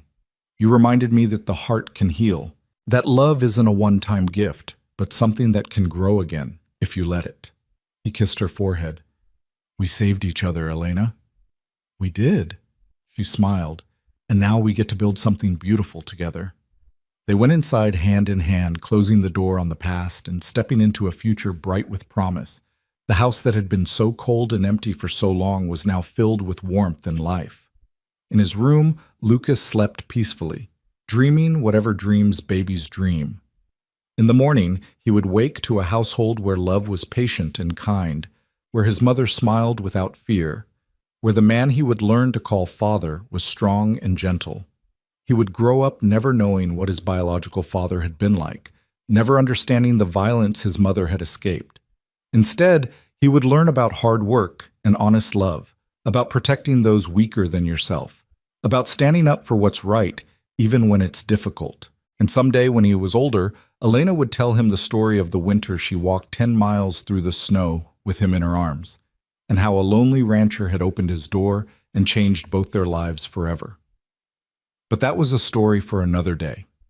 Tonight, Jonah and Elena climbed the stairs to the bedroom they would now share, leaving behind the separate rooms that had been mandated by the judge's order. They fell asleep in each other's arms, safe and warm, and finally, truly free. Spring turned to summer, summer to fall. The ranch prospered under their combined efforts. Elena's cooking and household management brought order and comfort, while Jonah's work ethic and land knowledge kept them profitable. Clara became a regular presence, often staying for weeks at a time, delighting in watching Lucas grow. She taught Elena family recipes and told her stories about Thomas's brother Daniel, the gentle boy who should have lived. Sometimes, late at night, Jonah would wake and find Elena standing by Lucas's crib, watching their son sleep. He understood the impulse, the need to reassure herself that this was real, that they were safe, that the nightmare was truly over. He would go to her and wrap his arms around her, and she would lean back against him, and together they would watch the steady rise and fall of Lucas's breathing. "I still can't believe we made it," she would whisper. "Believe it. This is real. This is ours." And she would turn in his arms and kiss him, and the darkness would lose its power, replaced by the warmth of their love. Lucas took his first real steps on a sunny October morning, walking from Elena to Jonah across the kitchen floor. They both cheered, and the boy laughed with delight, immediately trying again. "He's going to be running before we know it," Elena said, scooping him up and spinning him around. Just like his mother, always moving forward, never looking back. Elena set Lucas down and came to Jonah, slipping her arms around his neck. "I do look back sometimes, not with regret, but with gratitude. Because everything I went through led me here. To you. To this life." And I look back at 7 years of loneliness and think the same thing. All that grief, all that isolation, it brought me to the exact moment when you needed someone and I needed someone, and we found each other. Fate, Elena said, or luck, or grace, whatever you want to call it. Jonah kissed her softly. I'm just grateful. So am I. By the time winter came again, a full year since Elena had first appeared on Jonah's doorstep, their family had grown. Not in number, not yet, but in depth. They'd built traditions, created memories, woven their lives together so tightly that it was hard to remember a time when they'd been separate. On the anniversary of that first night, Jonah came in from the barn to find Elena had made a special dinner. Candles lit the table, and she'd even opened a bottle of wine that Corrigan had given them as a wedding present. What's the occasion? Jonah asked, though he knew. 1 year ago tonight, I knocked on your door, scared, freezing, desperate, and you let me in. Best decision I ever made. Mine too. She poured wine for both of them. To second chances. To new beginnings, Jonah countered. To love, Elena finished. They toasted and drank, and then Elena set down her glass with a smile that was equal parts nervous and excited. There's something else we should toast to, she said. What's that? The fact that come summer, Lucas is going to be a big brother. For a moment, Jonah couldn't breathe. Then the meaning of her words hit him, and joy flooded through him so intense it was almost painful. You're pregnant? Yes. Elena laughed at his expression. I've been waiting for the right time to tell you, and tonight felt perfect. Jonah crossed to her and pulled her into his arms, holding her carefully as if she might break. How long have you known? A few weeks. I wanted to be sure. She pulled back to look at him. Are you happy? Happy doesn't begin to cover it. He kissed her deeply. A baby. Our baby. Yes. Ours. That night, after Lucas was asleep and the dishes were done, they sat together by the fire and talked about the future, about names and nurseries and whether the baby would have Elena's gray eyes or Jonah's brown ones. I was so scared to be pregnant before, Elena confessed. With Lucas, every kick was a reminder that I was trapped. But this, she placed Jonah's hand on her still flat stomach. This feels like joy, like hope, like proof that we really did survive and build something beautiful. We did, and we'll build even more. Jonah leaned his forehead against hers. A whole house full of children if you want. Noise and chaos and laughter filling every room. I want that, Elena whispered. I want all of it. The months that followed were among the happiest of Jonah's life. Watching Elena's belly grow, feeling the baby kick beneath his hand, preparing the nursery together. It was everything he'd lost with Margaret, given back to him in a different form. And this time there was no tragedy. Elena's pregnancy progressed smoothly. The local doctor, having heard the full story of her first marriage, was attentive and careful, making sure she had everything she needed. Clara came to stay as Elena's due date approached, eager to help with Lucas and the new baby. The house buzzed with activity and anticipation. On a warm July evening, as the sun was setting over the mountains, Elena's labor began. It was long and difficult, but when dawn broke, a healthy baby girl entered the world, squalling and red-faced and perfect. She's beautiful, Jonah said, tears streaming down his face as he held his daughter for the first time. What should we name her? Elena asked, exhausted but radiant. Jonah looked down at the tiny face, thinking about all they'd overcome to get to this moment. Hope, he said. Her name should be Hope. Hope Hale. Elena smiled. It's perfect. Lucas, now 2 years old, was fascinated by his baby sister. He would sit beside her cradle and babble to her in his own language, making her smile in her sleep. Watching them together, Jonah felt his heart swell with a contentment he'd never thought possible. His family, the one he'd lost and the one he'd found, had taught him that love wasn't finite, that the heart could break and heal and love again, even deeper than before. One evening, as autumn painted the world in shades of gold and red, Jonah stood on the porch with Hope in his arms while Elena and Lucas picked the last of the garden vegetables. Clara was in the kitchen starting dinner, humming an old tune. He thought about how empty this porch had been just 2 years ago, how silent the house, how cold his heart. And now it overflowed with life and love and laughter. Elena looked up from the garden and caught his eye. She smiled, that radiant smile that had first broken through his walls, and blew him a kiss. Jonah smiled back, feeling the weight of his daughter in his arms, hearing his son's laughter, seeing his wife's joy. This was what he'd been waiting for during all those dark years. This was what he'd been saved for, not to replace what he'd lost, but to build something new, something strong enough to honor the past while embracing the future. He looked down at Hope's tiny face, at eyes that were just beginning to focus on the world around her. "Welcome home, little one," he whispered. "Welcome to a life full of love." And as the sun set over the ranch, painting the sky in shades of promise, Jonah Hale, husband, father, protector, carried his daughter inside to the warmth and light that would always, from this day forward, fill his home. The widow he'd hired to cook had brought him so much more than meals. She'd brought him back to life. She'd given him a family. She'd reminded him that even in the darkest winter, spring always comes again. And standing in his kitchen, surrounded by everyone he loved, Jonah knew with absolute certainty that he would spend the rest of his days making sure Elena and their children never doubted for a single moment that they were safe, cherished, and home. Because some stories don't end with happily ever after. They end with the much harder, much more beautiful work of building a life together, day by day, choice by choice, loving each other through every season that comes. And that was the truest kind of love there was.